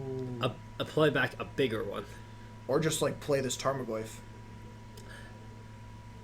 Yeah, for the sake of mana efficiency though. Shock to 7. Yeah, I'd like make your opponent discard here, get back Death Shadow. Yeah, that's fair.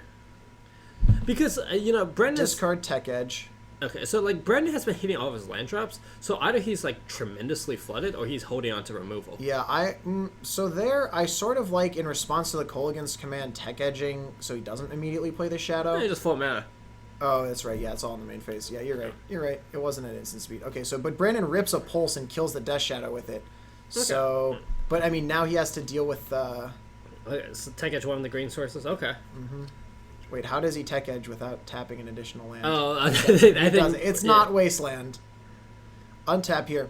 The thing is that Zhao is still ahead because he has this Tarmogoyf in his hand, right? Yeah. Draws a fetch, can turn on Fatal Push at will, has a Goyf. The Goyf is just a 4/5 though. Yeah, so I would not have played that fetch there because Just it gives away the information. well, not only that, because both decks play Lilianas. Right. This fetch is not if doing you have to anything. discard your Fatal Push, you're in trouble. Yeah, and I mean, like, obviously, like, if Brandon played Liliana here, he's going minus. But, like, holding on to useless cards, especially when it doesn't benefit the board in any way, like, is important. Like, here, yeah, like, you're kind of representing K command, but, like, I don't know how much we care about that. Kalidas. Yeah. Hey, look! Look at this interaction being relevant here. Oh man, this is where Fatal Push is truly insane. Yeah. Just like 1 mana, kill your 4-drop is so good. Bam, and now both players are top decking, but Zhao has a resolved Goyf. Yeah. Pretty large one at that. It's just a 4/5 though. That's not sure. I guess in the context of this matchup, it's not that large. Like if he draws a bauble, it's crazy, but The ball was 5. it's pretty big. All right, so he doesn't draw a bauble. He'll put. I think Brandon the most. down to I 13. think the most Shao can make there is if Shao drew a Liliana the Last Hope, mine's to hit a bauble and hit a Planeswalker. That would Or add hit 2 a power. Tarfire. Or to hit a Tarfire. Yeah, I mean either of those would add Yeah. 2 power. I think Brandon. And might get have- back a Death Shadow, play the Death Shadow. Yeah, That's so- true. Brandon draws a Damnation. It looks like. Uh, I can't. I couldn't tell what it was, but I think maybe it wasn't Damnation. Oh, it's Damnation. I'm so. Yep. There we go. Yeah. Zap. it's unlikely Shao's going to play more into this board. Now we're top decking. So Zhao has an Inquisition and now a Fulminator Mage. Okay. Fulminator Mage probably good enough if like it's a 2/2. If Brandon doesn't have like a big resolve, like a big threat, it just will beat down until it sacrifices to take out a land. Yeah, Brandon's really looking here for Goif. for a creature or for a Liliana. Skoos would be really good here. Zeus would be absurd. Like, holy moly. Yeah, you would have a couple turns before a Skoos got truly out of control. But it's a land, so we're going to go the other way. I think if it was a Brandon, I would. I guess Takage doesn't even do anything, right? Like we don't Yeah. care. You in the can't le- take him off a color. Yeah. Zhao had 2 cards in hand. Yeah. Again, with Brandon, I think I would have kept the Overgrown in hand. Sure. And if you get Kolaghan's commanded draw step and have to pitch a Goif or something, like... Right, or in case like Shao plays like later down the line draws a little. No, Brandon, please. So this exact okay, it's a so Thoughtseize. It's not the terribly worst punished. thing. Yeah. But does get back a Death Shadow with it and just has to sort of pass. Kolaghan's command, basically Time Walk. Over... Oh, Jesus. Okay, so like here, though, you don't want to play into another Damnation, right? So you just play one of those? Yeah, I think I just played Death Shadow because it will beat up on if your opponent draws a Goif. Sure. Yeah, Goif is still a 4/5. Death Shadows is 6/6. Yes. One of these numbers is bigger than the other. The problem though is if you only play Death Shadow, you don't put lethal on board. That's true. Zhao thinks about it. Okay, I think Brandon Tech Edge, he floated mana. Yep, bam. Okay. Get him. So Damnation to one die? time. Yeah. He's already cast one though. There can't be more than a second one. Yeah. At most there's 2. What does he have? There's nothing. I mean, it needs to be kill 2 creatures or fog. Yeah. Zhao also just drew a Street Wraith, so he can go to 5 for that. Oh, it's an Abrupt Decay. It's Inquisition. Yeah, I think we're. Yeah, this is Okay, so the Goif is still It's only 4 powers though. 6. So this will put Brandon to 3. He still has a turn to draw Damnation, Still, also has a turn to draw another Goif. or like a removal spell and live another turn. Yeah. Like we're I don't know if I would call this doing it, but we're not. We're okay. Shao cycling a Street Wraith, putting himself to 5. Street Wraith, what a card. Yeah, we're now dead to Reality Smasher. Oh, no, he sacked his Tech Edge though. Oh no. Wait, is that a Twilight Mire? The second land, this one right here. Not sure. It's a Twilight Mire. Yeah. Smasher, smasher, smasher. That's gonna do it. Zhao Tan gets it. 2 games to 1. Death Shadow Jund over Green Black Rock. Yeah, just really kind of getting outvalued here. Yeah, I mean, the Kolaghan's command and stuff, obviously very good at recurring things, and 2 Kolaghan's commands and just a little bit too much. Brandon drew a couple more lands. That's how these rock matchups tend to go sometimes, is like, you drew 2 lands and Zhao drew 2 2-for-1s. Well, also Shao's threats are just so efficient, right? Like Death Shadow is huge, yeah. the problem with K command is a lot of times you K command, you take the turn off to do that. Right. Here it's like a K command and play K command and play a threat is such tempo. Yeah, and not just any like rando 1/1. This is like a 6/6. Yeah, no, it's absolutely, it's very very powerful. Like there's not a I don't know. It seems like there's like obviously Death Shadow Jund is like the boogeyman to beat right now. And you can sort of metagame like if you even though the thing is though is like even like traditional counters to these decks like Tron for example like sometimes just don't do it because they just you lose to Death Shadow. Mm-hmm. Like it's not guaranteed anymore. Like the Jund matchup was in Tron's favor pretty heavily before, and now it's like I'm not saying it's good, but it's much more even for the Death Shadow decks. You can race, Yeah. which is very interesting. You also have what is effectively a 52 card deck Yeah. with many less lands. Yeah. That's true. Yeah, no, there's a lot obviously like, Death Shadow Jund is good. People are playing Death Shadow Jund. But I don't know, it's hard I think to, sort of figure out how you beat this deck, right? Like what actually has a good matchup? Against Death Shadow? Yeah. And, other Death Shadow decks. Oh, do you think stuff like Grixis Death Shadow, you mean? Abzan Death Shadow? I mean... So the thing with Death Shadow Jund is, right, you get the Jund level of disruption and grinding power, but with a much more aggressive clock. Right. So decks like, this almost like causes like decks like Burn to be well positioned. Sure. Because all of a sudden it's like if you're intentionally putting yourself low, I just have to like save a couple cards in hand and then That's one of the things Boros Charm you end of your turn, Boros Charm you my turn. Yeah. That's the thing with the with playing Burn against these decks is you can't like be like, oh, like I'll put you to 4, go. No. That's how you get TBR'd for 18. Like you wanna keep them at like 10, keep the shadows nice and small, and then zap. Yeah. Like, get him with the red spells. Yeah. So it looks like round 5 here is just about to round 5. Round 3 here is just about to wrap up here. We might cut to a quick break here. We'll go to a 3-minute break here. I think we both need to go out, grab some water, that sort of thing. So yeah, 3-minute break. We'll be back right after that. Thanks for sticking with us tonight at MTG Card Market Wednesday Night Modern. We will be back in 3 minutes.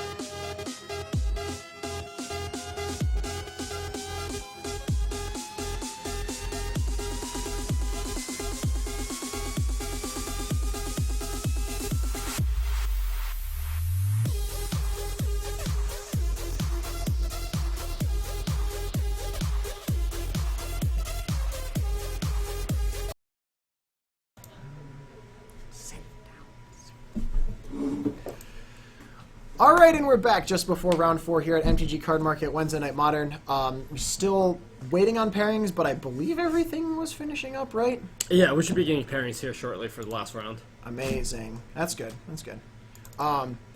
Yeah, so I don't know. There's like we're sort of in a little bit of a lull while we wait for more Mtgcard spoilers to come up. Which is, less than a month away here.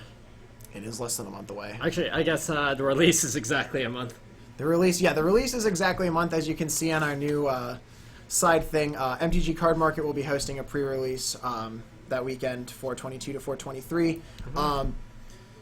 Definitely come by for that. Also, if you're interested in playing Modern and you're in the Chicago area, sometime this Saturday, MTG Card Market has a 1K Modern GPT for GP Vegas. Yeah, a $30 entry, I believe. $30, yeah. Yeah, so, pretty good value, and also, it should be a good time, even if you don't need the buys, It's a 1K. Not It's a 1K. Not Modern an is unreasonable third. Yeah, absolutely. And yeah, I mean, I think it'll be interesting to, like, I don't know, GP Vegas is going to be the first, like, big Modern event. Like, San Antonio's weird with the Unified, but, like, GP Vegas will be sort of our next big snapshot of, like, what's actually good. Yeah, San Antonio might give us some rogue decks, like, in case, Dude, you know something what new doesn't comes up. overlap is, like, Seismic Swans. You just hit your Swans, draw some cards, hit your Swans, draw some cards. Yeah, but that deck is Hit our also Swans, not good. draw some cards. It's probably not good, but there's been some good content developed out of that. You know what happens when you, like, bolt your birds? They go, like, fetch fatal push your birds. Yeah.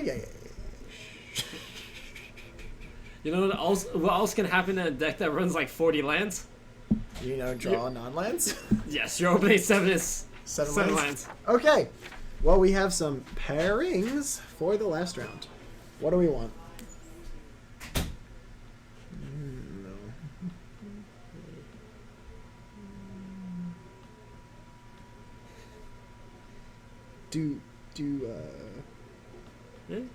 Yeah, I don't know what he's doing, but let's do this one. That's pretty safe. All right. Dan is going to hop out and get us a match momentarily. And I will kick it back down to the play overlay. Bah! Alrighty. So yeah, we should be getting the 4th round here pretty shortly. Thanks for sticking with us tonight. Thanks everyone who voted in our which is the better Dark Confidant art poll. The fact that I have a Blade Splicer and a Lingering Souls and an Is It Charm because of this is all due to you guys. Also a foil Rakdos Signet, but I don't know where that went. But yeah, this should be an interesting round 4. Hopefully we get some good magic here. TX Rager in the chat, probably going to be a Tron player on every team at San Antonio. I wouldn't be surprised if that happened. That seems like a pretty reasonable suspicion when Tron overlaps with nothing. Adnos also good. Adnos also just like does not care. You're just like non-interactive. You're just like cool, like unlife. Adnos done. So I'm excited. Let's see. Go to 4 players sitting down at the table for the 4th and final round tonight. So Dan, who are we watching? We're watching Vincent Adenofi play against Isaac Sherman. Okay. Do we know what Isaac is playing? Because we know Vincent's playing Jeskai. We saw him earlier tonight. Not quite sure what Isaac is playing. We have two tables of 9 3-0s. Mm-hmm. And we've seen those players. We have right? seen all of them play already, so... and we only saw a little bit of Vince's Game 3 versus Burn, which he did unfortunately lose because of some forgotten card draw. Yeah. I mean, Sphinx's Rev is a lot worse when you don't draw the cards from it. Shocking. Yeah. Especially would have drawn Timely Reinforcement and Mana Leak. Whatever, dude. It's fine. Alright. Alright. Ooh, and I think Isaac is going to use the life counter app for us, which we appreciate greatly. Yeah. Makes my job a lot easier. Mm-hmm.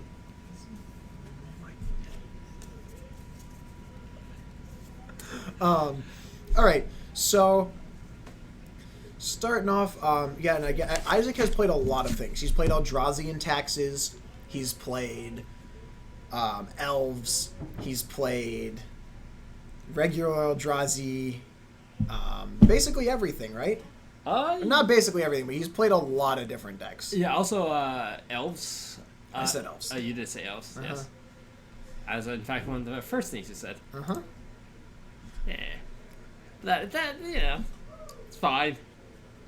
Davian Salkovich says Isaac playing Bant Eldrazi. Yeah, I don't know. We're sort of puzzled by Davian Salkovich's knowledge. Also, TX Rager, you saw a sweet Esper list earlier today. Man, it was spicy. Please post the Esper list, because now I want to see the Esper list. You can't just tease blue control players with an Esper list and then be like, nah, I'm not going to post the Esper list. Dan's here just like, Esper, but nah, I want to see it. You know what's sort of a blue control list? Huh. Ad nauseum. There's no control. I don't know. Angel's Grace seems like a great control card. True. Good Counter point. your lethal. What could go wrong? What could go wrong? Collective brutality. Yeah, that you're not wrong there. Siege Rhino. Man, Siege Rhino, what a card. Was Siege Rhino ever in Standard with Displacer? No. Really? Damn. Wait, Siege Rhino was Cons, Displacer was BFZ. Yeah. That rotated, right? Yeah, no, because it rotated... No, they're in the same set, so yeah. No, but they were on the same... Like, Cons was the... Cons block Cons was rotated the first half. out. Yeah. We had Dragon. No, because the fetches didn't rotate. No, it was in the same block. Oh, yeah, it definitely was. It just wasn't good enough to beat, like, Rally. Right. Like, Or, like, Band Company. Look, Rhino was just like, you didn't need to flicker it. That's true, but... Oh, yeah. No, BFZ was definitely, because, like, Gideon was played in the Absent list. Yeah. Yeah, well, like, what are we talking about? Yeah, no, it was in the same Standard. We just... Yeah, I also think the mana would have been a little bit hard. I mean, because you did have all the pain lands. You only had the... In Abzan, though, you only had the black-white, right? And the green-black. Okay. Yeah, so you had two sets of pain lands. Yeah, I just don't... I guess it wasn't good enough. Yeah, there's just better things to do. Oh dear. I'm so sorry, TX Rager. Whoops. All of TX Rager's things got deleted. Damn it, Moobot. We trusted you. Alright. Alright. it's This player's a premium. drawing their opening 7 here. Alright. And it looks like Isaac is on the Summer Eldrazi list. I think it's banned. There's a Birds of Paradise. We've seen a lot of Eldrazi tonight, actually. Yeah, it just coincidentally. I did not realize Isaac was on Eldrazi. I would have probably wanted to Audible, but it's fine. Yeah. Isaac going to 19 here to start with the Birds. Probably thought Isaac was on something a little more creative. Creative, is that the right word? I don't think that's the right word. Isaac slowly sliding his bird away towards the graveyard. Oh, wow. Vincent with a basic mountain? Dude, that means you're sending a message. There's not a whole lot. Well, I guess, like... Basic Mountain kind of describes the context of your hand, right? This means, like... Yeah, well, Vincent fetching this way is like, okay. Vincent certainly has more lands in hand, and probably a good number of more lands in hand. right. Ooh, okay. I see this Esperless TX Rager, and I do enjoy it. Noble Hierarch here for Isaac and a Ghost Quarter past the turn. Vincent takes a draw. Does he have another removal spell? No, does but not. we're playing around, intentionally or not, playing around Blood Moon. I don't think you're all. Oh, no! Oh, Vince. This is going to Psycho Remand. That resolves. Oh no! Oh, and he gets the verdict. Oh God! Oh no! So Vincent's hand is currently what, 5 lands in Rev? Yeah, I think he just drew a land. Just too. drew another Hallowed Fountain. Oh no, Vincent! Why did you keep the verdict too? Oh God, it's a disaster. Attack for 5, go to 14. I think Isaac has another. No, He has don't another say thought it, knot. Dan. He has another thought knot. Vincent's like, well. Oh, and the he cryptic takes the too. Oh, but he takes the He's red. gonna take the red. What? I guess you can't counter anything, but the. No, but you can tap down the team. I know. It buys you. What do I care about Rev? Right now, if Vincent cast the Rev, it would be like 4 minute draw 1 card, gain 1 life. I agree. I No, think no. Do not play the Hallowed Fountain. Play the Glacial Fortress. There we go. I think you tap this turn, right? I mean, hope that Isaac plays something. Oh my god, he drew a Smasher. You see, this is why you take the Cryptic. This is pretty much lethal here. He doesn't have the mana for Smasher. Oh, he doesn't. All right, well, we go to attacks here. Jesus Christ, what a draw from Isaac. Vincent says before. Oh wait. What? Isaac takes a point. What? Oh, if he hits Temple, he casts Smasher. But why won't Vincent counter this? Because he needs to. Oh, because he's just gonna tap the team, bruh. Well, like Vincent could counter tap. Sure, but I think he wants to tap draw. Oh, I actually don't really like this. I don't like. I mean. Uh-oh. All right. Combat. Well, Vincent has to tap now. This is 9. He has to draw into This is not Verdict. 9. This is 13. Oh, I lied. I'm bad at math. Don't listen to me, guys. We have to draw into Verdict. If we draw Verdict, we instantly win the game. Instantly. I think we draws drew a a path. path? Okay, so we can redraw. You get a redraw. Redraw's fine. Because if he paths, he can still Verdict if he draws Verdict. Yeah. Then we find the Verdict. And then we find a tech edge. Little late on that tech edge there. Oh my I think there God. might also be a spell snare in hand. Yeah, dude. You know what? You know what Spell Snare hits against this deck? I actually do literally mean nothing. Engineered explosives for 1. No, for 2. Right? Well, X equals 1. No, For 2. Sorry, I'm thinking of Chalice. Chalice. I'm thinking Chalice. So it's like you're saying the thing. I'm but saying it's the thing, but the opposite. Well, I mean, Jesus Christ. Engineered explosives obviously would do nothing in this matchup, but Chalice could actually do something. If Isaac has Chalice, Vince would be even more sad than he currently Yeah, is. but Isaac also is playing a deck with at as it least is, 9 Vincent's 1 about drops. to take 9 damage. Alright, so Isaac draws an EE of his own. Oh, did he actually draw EE? Yeah, he did. Isaac did. Okay. Oh, please. Oh, please. It's a displace. Oh, so now we can blink the Thought Knot? Yeah, so now Vincent cannot draw Verdict. the Verdict. Yeah, if Isaac draw step Thought Knots, well, yeah, he's just donezo. Vincent taking 9, going to 5. Alright, so yeah, I would definitely, if I was Isaac, I would definitely stop him and draw a step here. I don't think he drew out of it, though. Oh, it looks like Isaac passed. But don't it's think not it a matters. disaster. I don't think it matters. Oh, man. Well, that was certainly one of the least Vince's- close games we've seen today. Vince is like, this is a return to that camera curse. For a while he was winning, but now he's losing. Jesus Christ. That was not even, that was like, I think Vincent. we were so close to the verdict, though.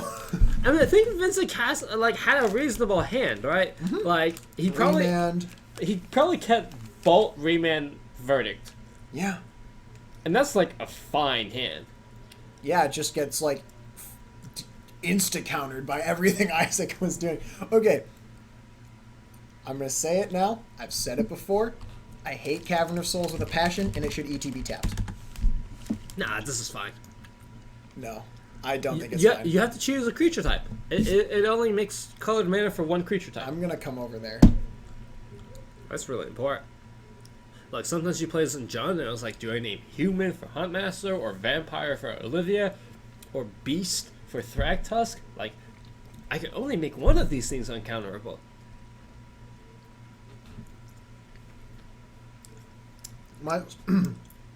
My silence is partly because I'm chewing, and partly because stop it. Oh my god. So, And the colored mana only makes... only can cast creatures, right? You can't cast Bonfire off of this? Dude, what if Cavernous Souls, you could just, like, name sorcery? Name a creature type or a non-creature card type. Oh, so what if it was just better Boseiju? Yeah, basically. Better, freer Boseiju. You can't even cast Bonfire. You can't even cast the colored part of Bonfire off of Boseiju either, though. Right. Like, that's the thing. You can't, like... I don't know. Like, you can't cast Cruel Ultimatum off of Boseiju. Not unless you have Urborg in play. But does that... that I don't think that lets you activate, like, you... That's a specific ability, though, right? Yeah, it only lets You Boseiju can't tap make for Cruel Ultimatum uncounterable with Boseiju. Unless there's a Thalia out. Yeah, just have a Thalia. Simple. Great, dude. 8 mana. Let's go. Ugh, please. It's like against ad nauseum. Sometimes you play Thalia, and then they play the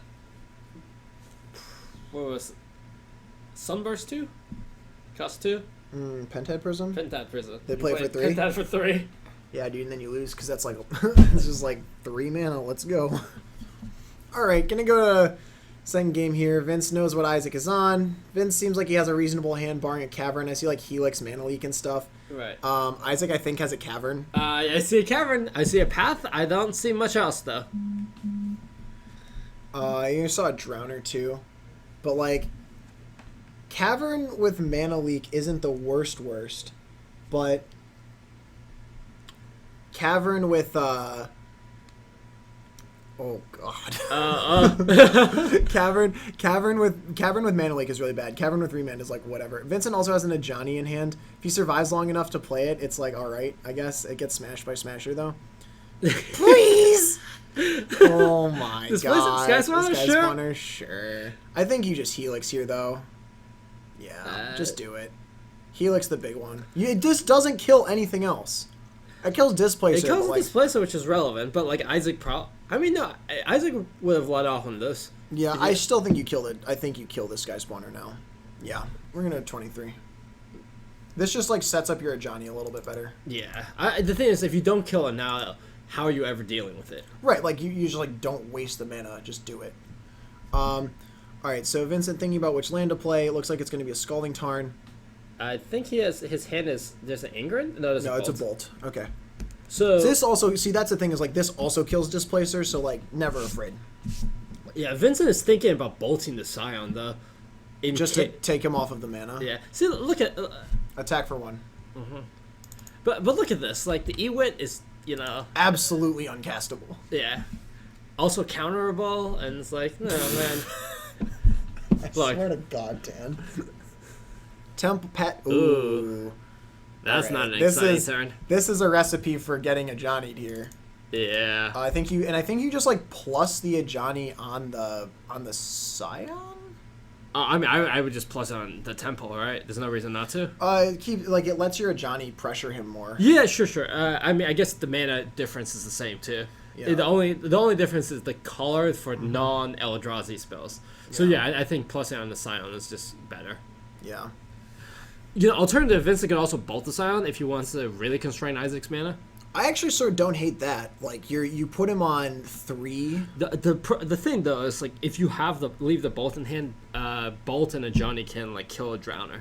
That's true. That's a good point. Which like, you know, if that comes up, all of a sudden Yeah, we're gonna untap draw here. yeah. All right. Well, Vincent with the Flooded Strain goes to 20. this Back to where we started. despite having a really great start, Isaac's Stalled out a Assault bit. has kind of petered out here. Also, Vincent is fetching like he has a Blood Moon in this deck. It's just to save life. Yeah, Like he natural drew the basic planes too, sure. so like he's only really fetched island. Yeah, that's fair. There's no reason to take damage here. Like you have all the colors you want. Ajani, All right, what are we keeping tapped down? it's a good Ajani too. Gonna kill you with your own dice. Hell yes, I'm about it. I think. Oh, so he keeps the Temple Garden tapped. Okay. Isaac immediately draws a plains. I guess if Isaac has Temple, he can play Smasher. Doesn't even need a temple. It just needs another land. You can play Oh Smasher. God, you're right. But he would have done it, I think. I Yeah, think this is so. a pass. What is Oh. Isaac's hand? He has Drowner and like Ewit and stuff, dude. Like this, like you Yeah, said, this it's is- laughably uncastable. Like, this is Vincent absurd. shocks to 18. Especially since he had 5 mana there. There's not a whole lot of cards in your deck that are uncastable. Vincent pluses. This is the grind. This is Vincent Adinolfi at his happiest right now. Uh-huh. Bolt in hand? Hold on to that. Yeah, hold on to that. Yeah, well, I kind of told our opponent we have a bolt in hand. Shh, it's fine. Don't worry. All right.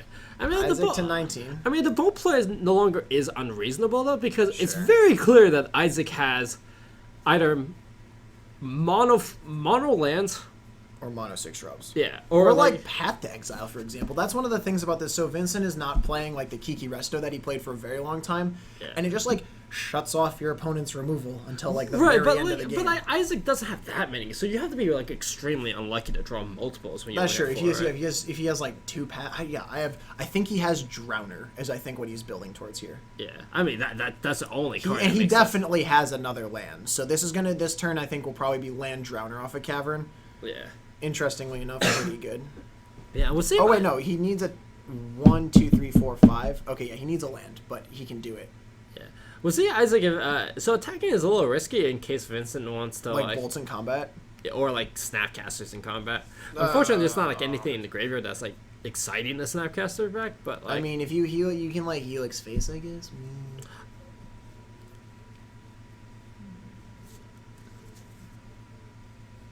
But that's what we were talking about.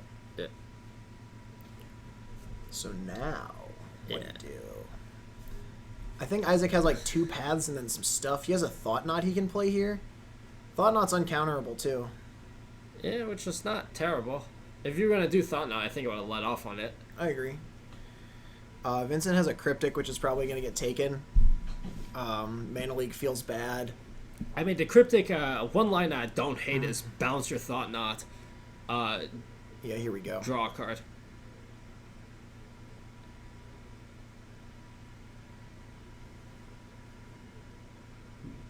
So now Isaac gets to look. No, right? Isaac gets to look. Oh, and that's a Snapcaster. very good hand. Oh, it takes the V click. Interesting. I would have. I mean, you're afraid of losing it out of your hand, right? Yeah, but like the Snapcaster now. I guess the Snapcaster's not really threatening anything, Yeah, it's not. and like it has to be cast. Vincent pluses on the Cavern this time. Oh, this is really good, actually. Yeah. Forcing. Okay. Oh wow. Okay. Okay. All right. Maybe we're doing it. We are 1 tech edge away from. From doing it. Yeah. Oh. But now also Isaac, importantly, can't play spells without getting mana leaked. That's the problem for him now. And Vincent will never let this Cavern not, like, untap ever. Ever, ever, ever, ever. So, okay.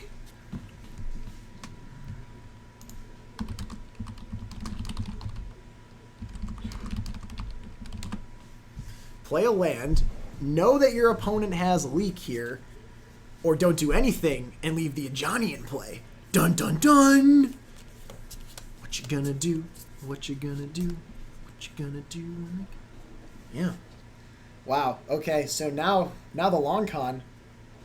Oh, but he didn't draw. Oh, wow. Did he miss another draw? 1 dumb punk 85? Vinny!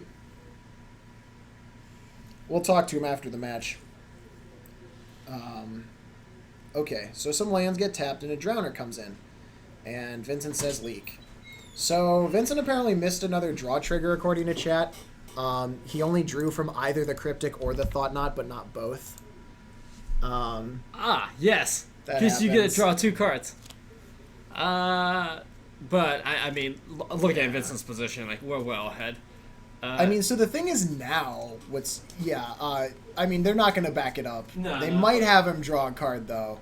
But, like, go fast. All right, draw for Vincent's turn. So here's the crazy part, right, is now Vincent has Snap Cryptic, and your opponent doesn't have Cavern. So, like, how do you lose? How? And an Ajani plussing? Wow, this is great. This is, like, this is amazing. Oh, Vincent just, like, tilted here. Yeah, it's not optimal. Oh, here we go. The discussion. Man, chat catching all these missed things. I think he's also still great VTX Rager. But yikes.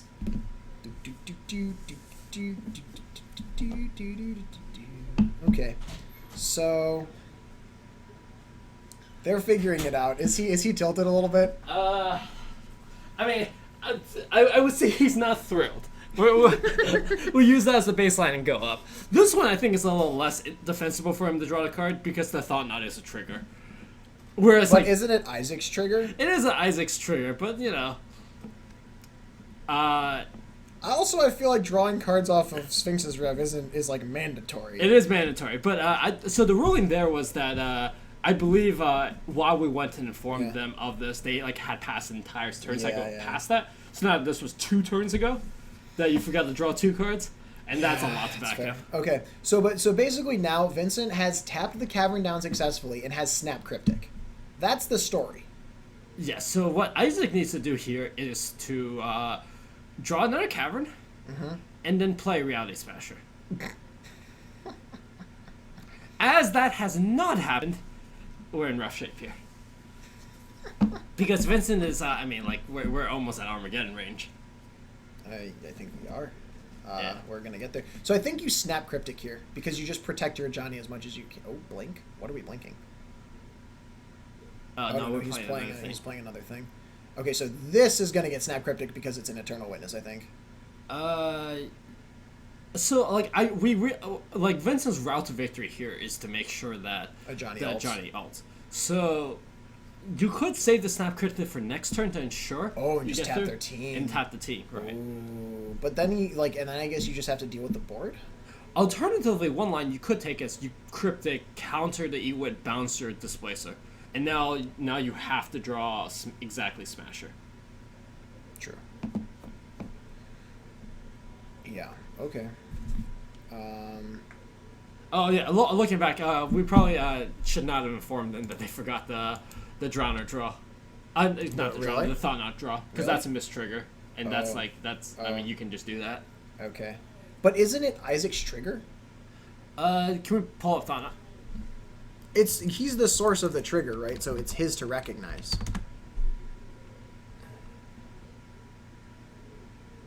I believe that is correct. Because Isaac has to pick a target for that. Yeah.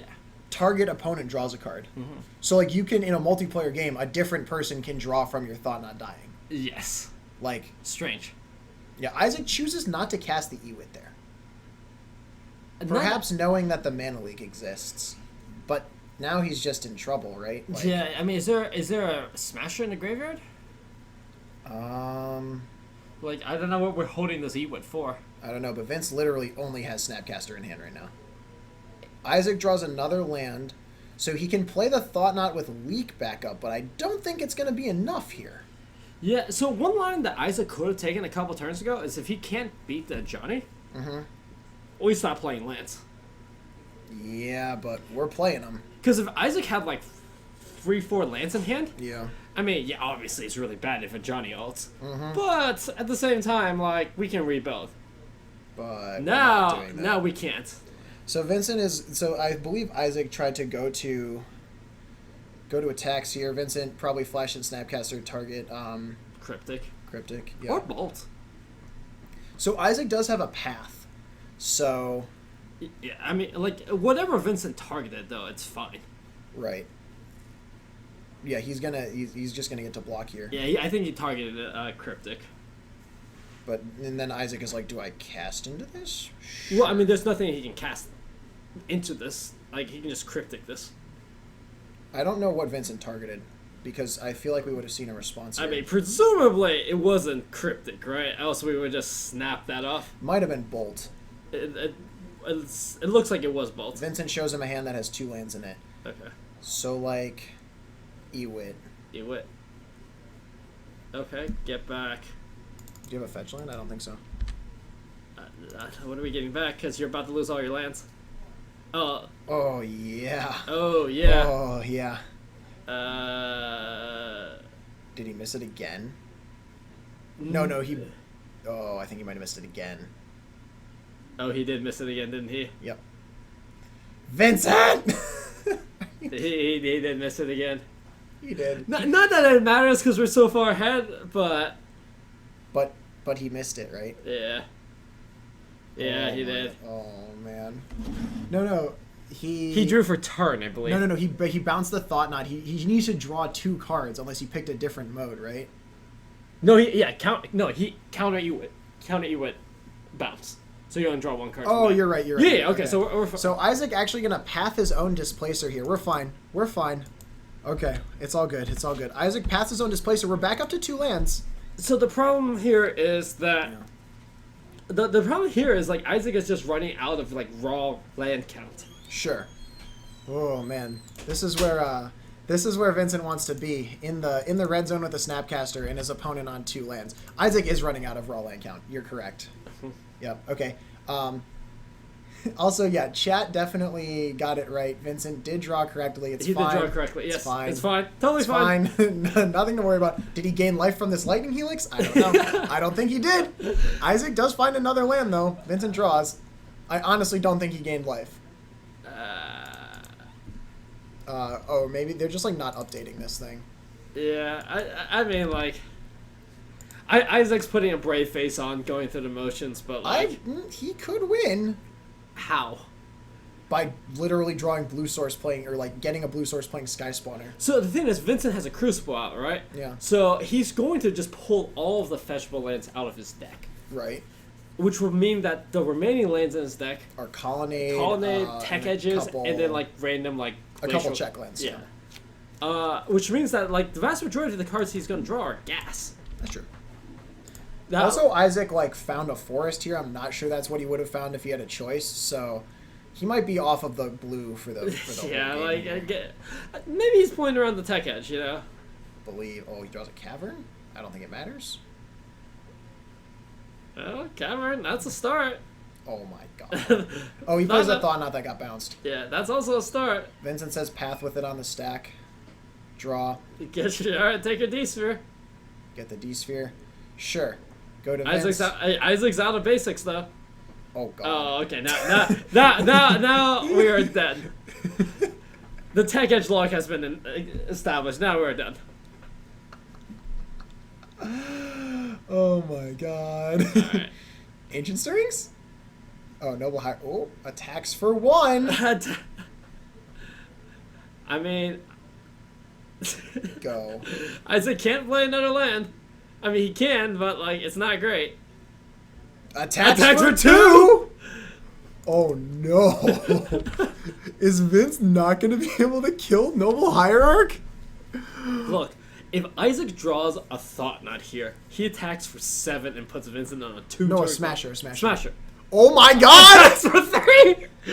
Oh, Okay, one, there's a path. one gets pathed. Okay. Okay, so that one gets pathed. Okay, we Okay. live in. We live in. Okay, okay. The Colonnade the helps game's over. The stabilize. game's over. Yeah. Oh my! No, but Isaac has another path. Isaac has another path in his hand, and that gets rid of the. Oh, that's a Smasher. But he doesn't have the mana. He doesn't have the mana for it. This turn. But next turn, Oh my god. Oh my god! Is this really gonna happen? no, this isn't gonna happen. My boy Vinny, no. So Vincent needs a whiff on 3 draw steps, Sure. and there's a lot of Wait, cards. wait. Does Isaac? Oh, Isaac gets a thought knot instead. Okay. I think this is going to miss. I think it is too. I'm not. I think he knows what's in the hand. But play it, right? I mean, might as well. Right? Yeah. Okay. Triple land. All right. So Oh my god. Jesus Christ, this is going to be an attack for 6. Yeah, dude, but Vincent can double block with Colonnade next turn. Yeah, but I mean, Isaac has a path, right? Oh my god! How do you lose? Oh, please. This is an attack for 6. Vincent's gonna chump, I think. I think Vincent has to chump. Is Isaac gonna fire this off? I mean, you know there's another one, but I think you just do it now, right?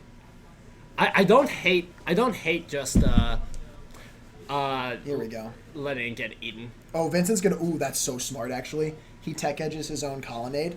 Yeah, so yeah. Yeah, so he can get it back with Crucible. Okay, so this is fine. Oh yeah, so then if he was gonna path, he should have done a pre-blocks, right? Which I believe he did. Yeah. Okay, so Vincent just has looping colonnades forever now. Slow looping colonnades. Isaac still can draw Smasher to get out of this. Oh, sure. But Vincent can also draw, like, Supreme Verdict.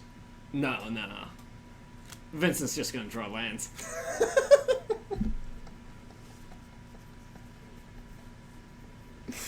Dude, this is messed up. This is really messed up. Like, man, we thought this game was over. We thought we were going to get to go home. I think he drew another land. Oh my god. Dude, he's literally chumps forever now. Yeah. Oh, please. If it's Displacer. If it's Displacer. Well, it's not this turn, but next turn that it's really good. Next turn, like... You can't... Just attack. Okay. Alright, we're done. We're done. It's not... Game is over. Oh, okay. Alright, yeah. Okay. Oh, wait a minute. Wait a minute. Yo, Scarce Satsuma points something out in the chat. You can't activate Tech Edge on your own lands when you're oh my god. Oh. Oh my god. I should have brought this up. Scarce Satsuma, you genius. Second to Johnny Vengeant. Helix. Holy wow. Oh my god. I didn't even... Wow. Things that I didn't remember about Tech Edge.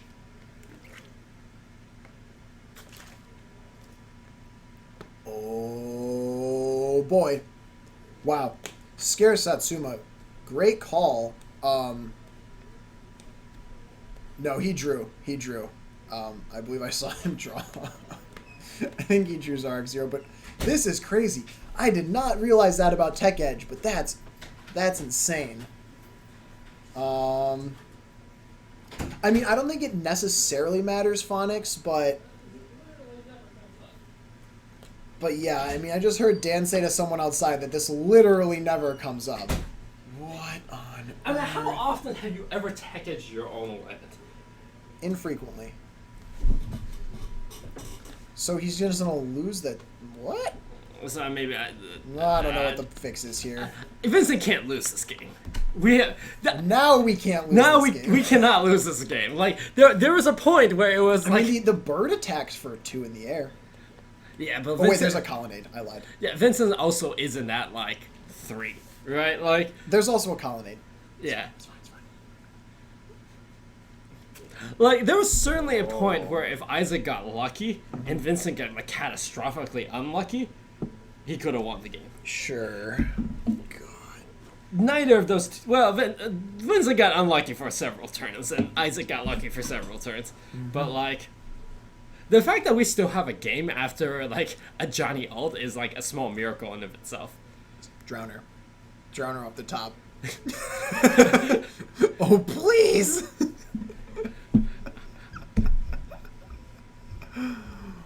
This is insane.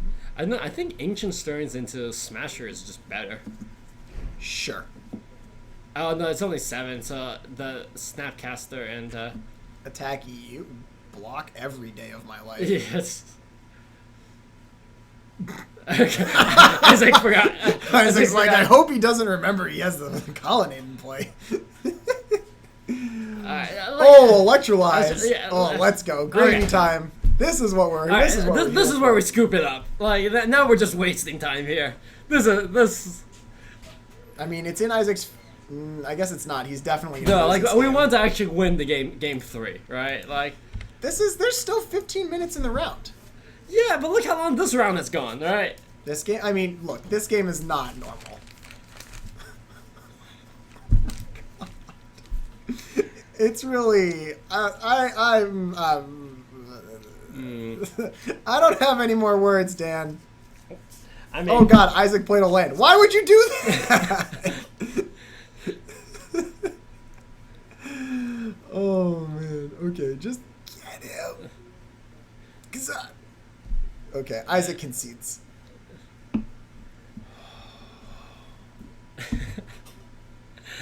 Yeah, that the Tekage line was. We thought it was clever, but Chad's absolutely right. Like, Yeah, shout out to Scarce Satsuma for having for a clutch noticing it. read. Jesus. Jeez. Isaac just like almost making it a game there for a almost second. making a game after getting a Johnny ulted. Also, like, I don't know, start off with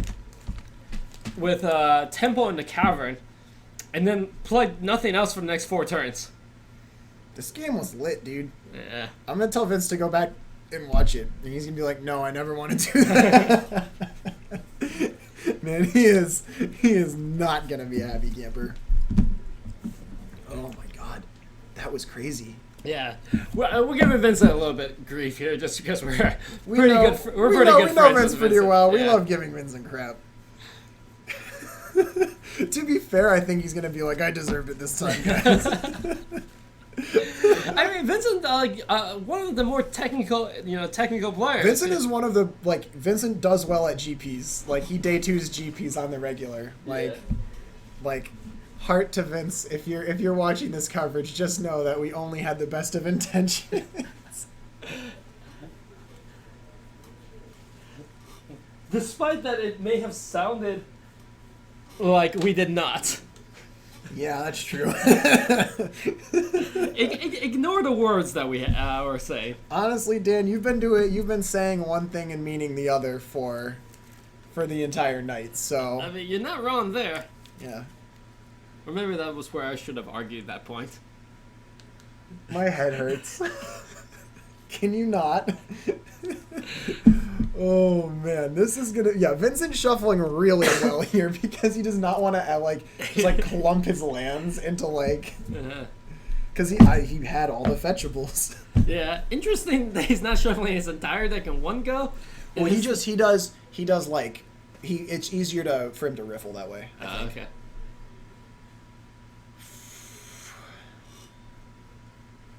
Yeah. So yeah, we don't actually know if this round timer is accurate or not, guys, but this is roughly what the timer is out there. So here we go. Isaac's gonna mulligan though. If you're Vincent, you're super happy about the mulligan. Yeah. Also, I think Vincent's hand is quite good. I see Bolt, a bolt, path, path, Snapcaster, and a tech edge. and lands. I think he needs a white source. Oh, that's a colony there. Oh, really? Okay. Wow, we're in it. Maybe needs a red source. If he has a fetch line though, this hand's insane. Yeah, I mean that's as good as it gets. Like you're immune to everything. Like even if they cavern you, it's like You just kill their stuff. You just kill their stuff. Thought it's not good because you have a path and you have a snap path. Like this is exactly what you want against this deck.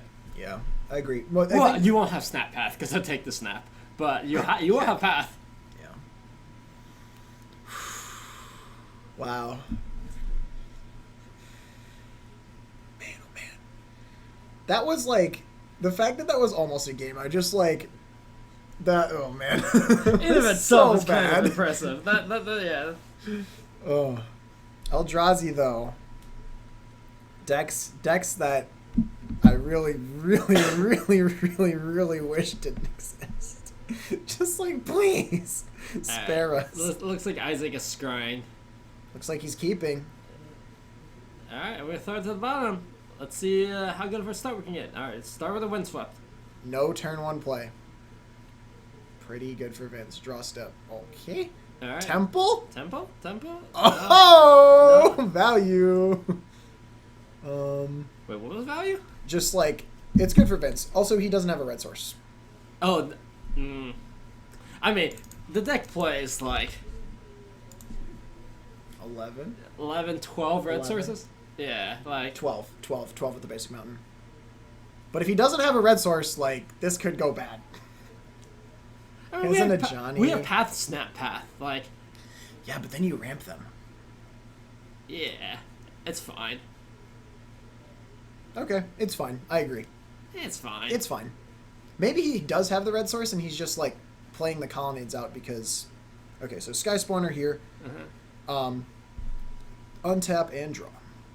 Okay. Vincent always checking for the miracle trigger. Not seeing the red source. Look, I mean. Oh wait, no, he has a Tarn. We're fine. Yeah, Terminus doesn't seem absurd in this kind of deck. Oh, draw step click. Ooh. Yeah. Ooh. Get him. Smasher.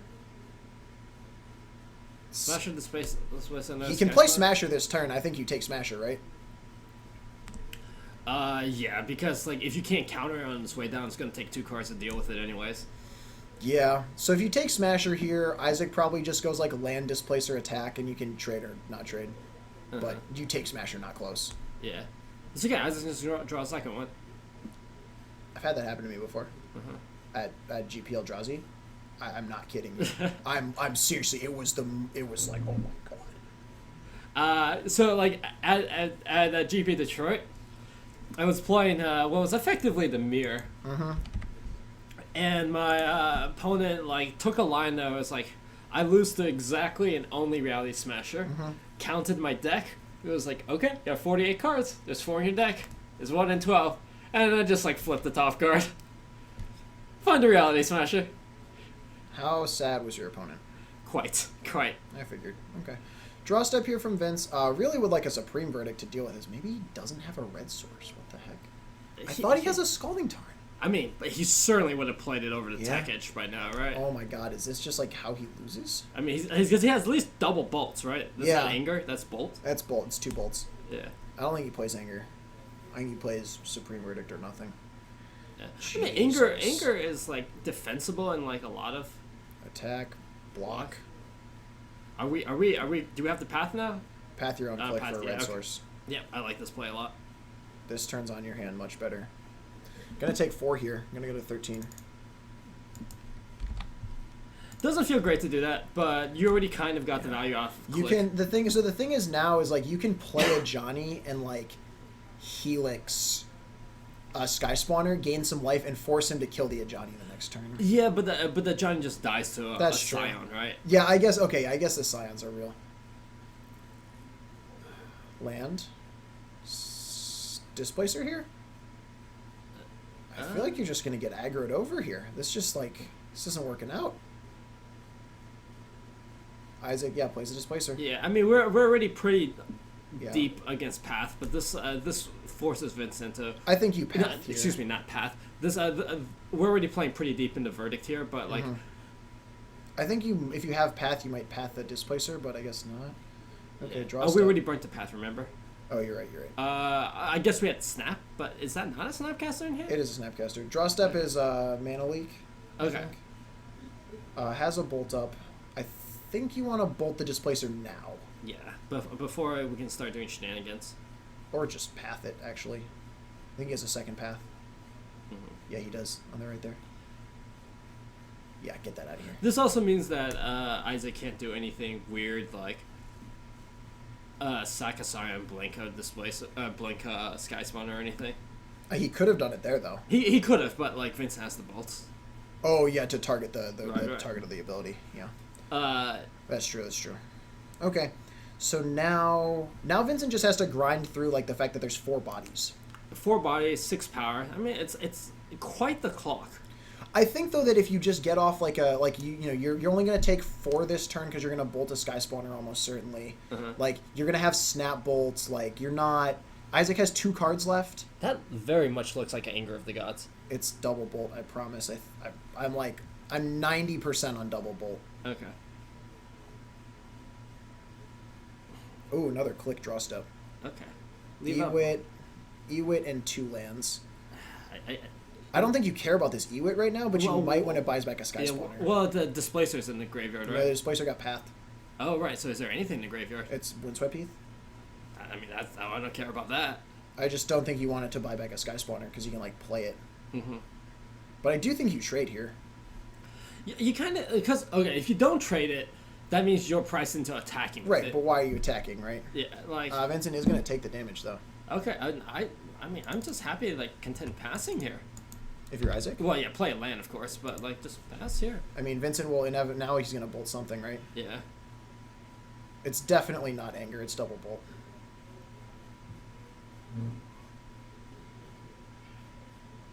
If he draws a second red source, this is bananas, because then he has bolt and a Johnny. But that doesn't matter either, right? Oh, did you draw a verdict?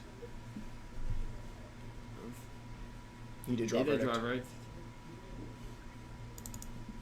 Okay. So we're gonna play to Eatwood now and get back a Sky Spawner. Sure. I'm pretty okay with that if I'm Vince though. Yeah. Oh, okay, I'm not okay with this though. Oh, okay. So this This could be bad. Cavern. Stuff. A Smasher's in there. You take Smasher, right? yeah. Vincent's at 7. Put Vincent at 1. He's at 7. Yeah. Was he not at 6? I'm just going by. Oh, what they going have by in what their they have. totals. Yeah. Can't do much about this. Is there a color source in there? There's a Brushland. Okay. Well, I mean, so you have to play this as Johnny and keep the Smasher tapped. I agree, but that seems fine to me. Yeah, especially you can leave a Mana Leak as well. There's so many lands though. Isaac has 8 lands. In Well, play. this protects you from like a second Smasher or something. No, it doesn't. There's 8 lands. Is there 1, 2, 3, 4, There's 5, 4, 6, 7? 7. There, oh, there's 8. Yeah, Jesus. All right. Well, yeah. This is forced. There's nothing we can do here, and I guess like Second Smasher wins the game. second Smasher wins the game. Ewit back Ewit back. Ancient Stirrings probably. Yeah. I mean, I think you probably, in that point, you just, like, Mana Leak the Stirring so he can't play what he got off of it. Well, I mean, he can't play it anyways, right? If he gets a Thought Knot, he could play it. No, but, But then then you you Mana leak the Leak Thought that. Knot. Yeah, You're yeah. right. Okay. But if his unknown is land, then you're host. Yeah. Okay. I see. Oh, okay. Yeah, Okay, I mean, fine. this is pretty clear. Now it depends on what we want to get back. We can play. Sky Spawner. Yeah. I actually like Sky Spawner more. Well, it's the problem with Sky Spawn. We can't play it this turn because that just gets leaked. Sure. This does not get leaked though, and this means that you can like set up your next turn. Oh my god. There's another Smasher. Like now you have 2 lethal threats on board. Uh-huh. Uh, so long as we don't like. Okay. No, and you- we're Isaac. playing. We knew about the leak, didn't we? Yep. Yeah. Almost certainly. Now Vincent just bolts the Ewit, pluses on the Smasher, and like he still. I think he drew a Cryptic. I think you just bolt the Oh, Ewit. is that a Rev? Okay, it's pretty good if it's a Rev. Also, we can now animate. He's gonna Ghost Quarter Colonnade. Vince will float in response. Why are we ghost quartering this? I don't think he wants it to block. I don't know. There's the a other one. second- there's a- Look, I know. I don't understand. we go to attacks first, and Yeah. Agreed. I'm really confused by this line.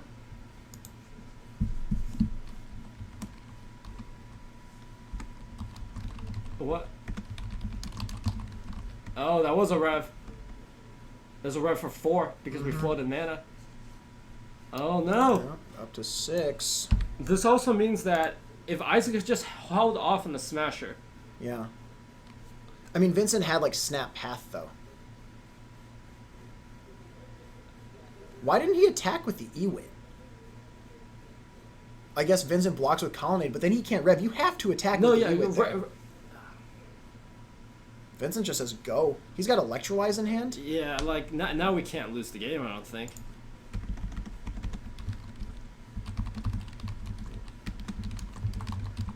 There's a second Ghost Quarter. I mean, this is actually Strip Mine though. Vincent doesn't have another basic. He's got all 4 basics in play. Sure. Oh, so why didn't we attack with Ewit then? Well, the last turn. The last turn, yeah. So last turn we didn't have the second Ghost Quarter. Oh, sure. I think Isaac meant to attack. Vincent floats, deals 1. This is Johnny's gonna ult soon. It is. There's another tempo. I don't think it matters though. I don't think it does either. Well, what are we looking for? We're looking for, I don't know, Ulamog now.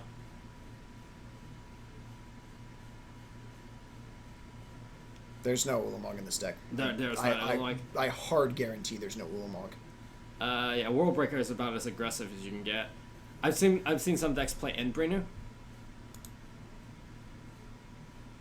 Vincent ult see a Johnny, Alright, and with like double mana leak in hand, I don't know how we lose this game.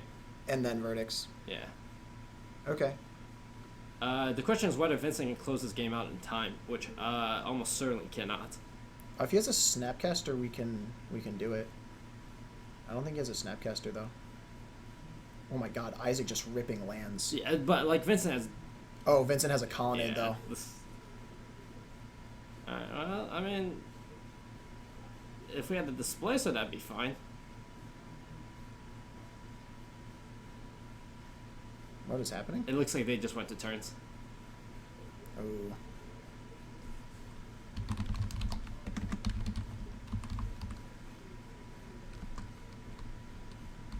Yeah, and Brainers, I think it's the highest thing that Eldrazi can reasonably play. The Tron Eldrazi list sometimes plays. Oh my goodness. I'm surprised that Vincent's letting this resolve. I would just instantly mana leak. Yeah. Got him. Yeah, I mean, If he has an empty Snapcaster here, oh, he's got double bolt. yeah. Okay, so that is gonna do it. Vincent Adenolfi somehow beats Bant Eldrazi twice, gets it in turns. Man, you know what? Isaac did know about the mana leak. When he thought nodded, he saw the mana leak. Didn't write the hand down. Yeah, he should have written the hand down, then he would have known. Yeah, Vincent has had the mana leak since the beginning of the game. That's why you take notes, kids. It's true. It's true. All right. Well, we're gonna throw it back here for some closing words. Yeah. So that was 4 rounds of Wednesday Night Modern here at MTG Card Market. Thanks everyone for sticking with us through the stream.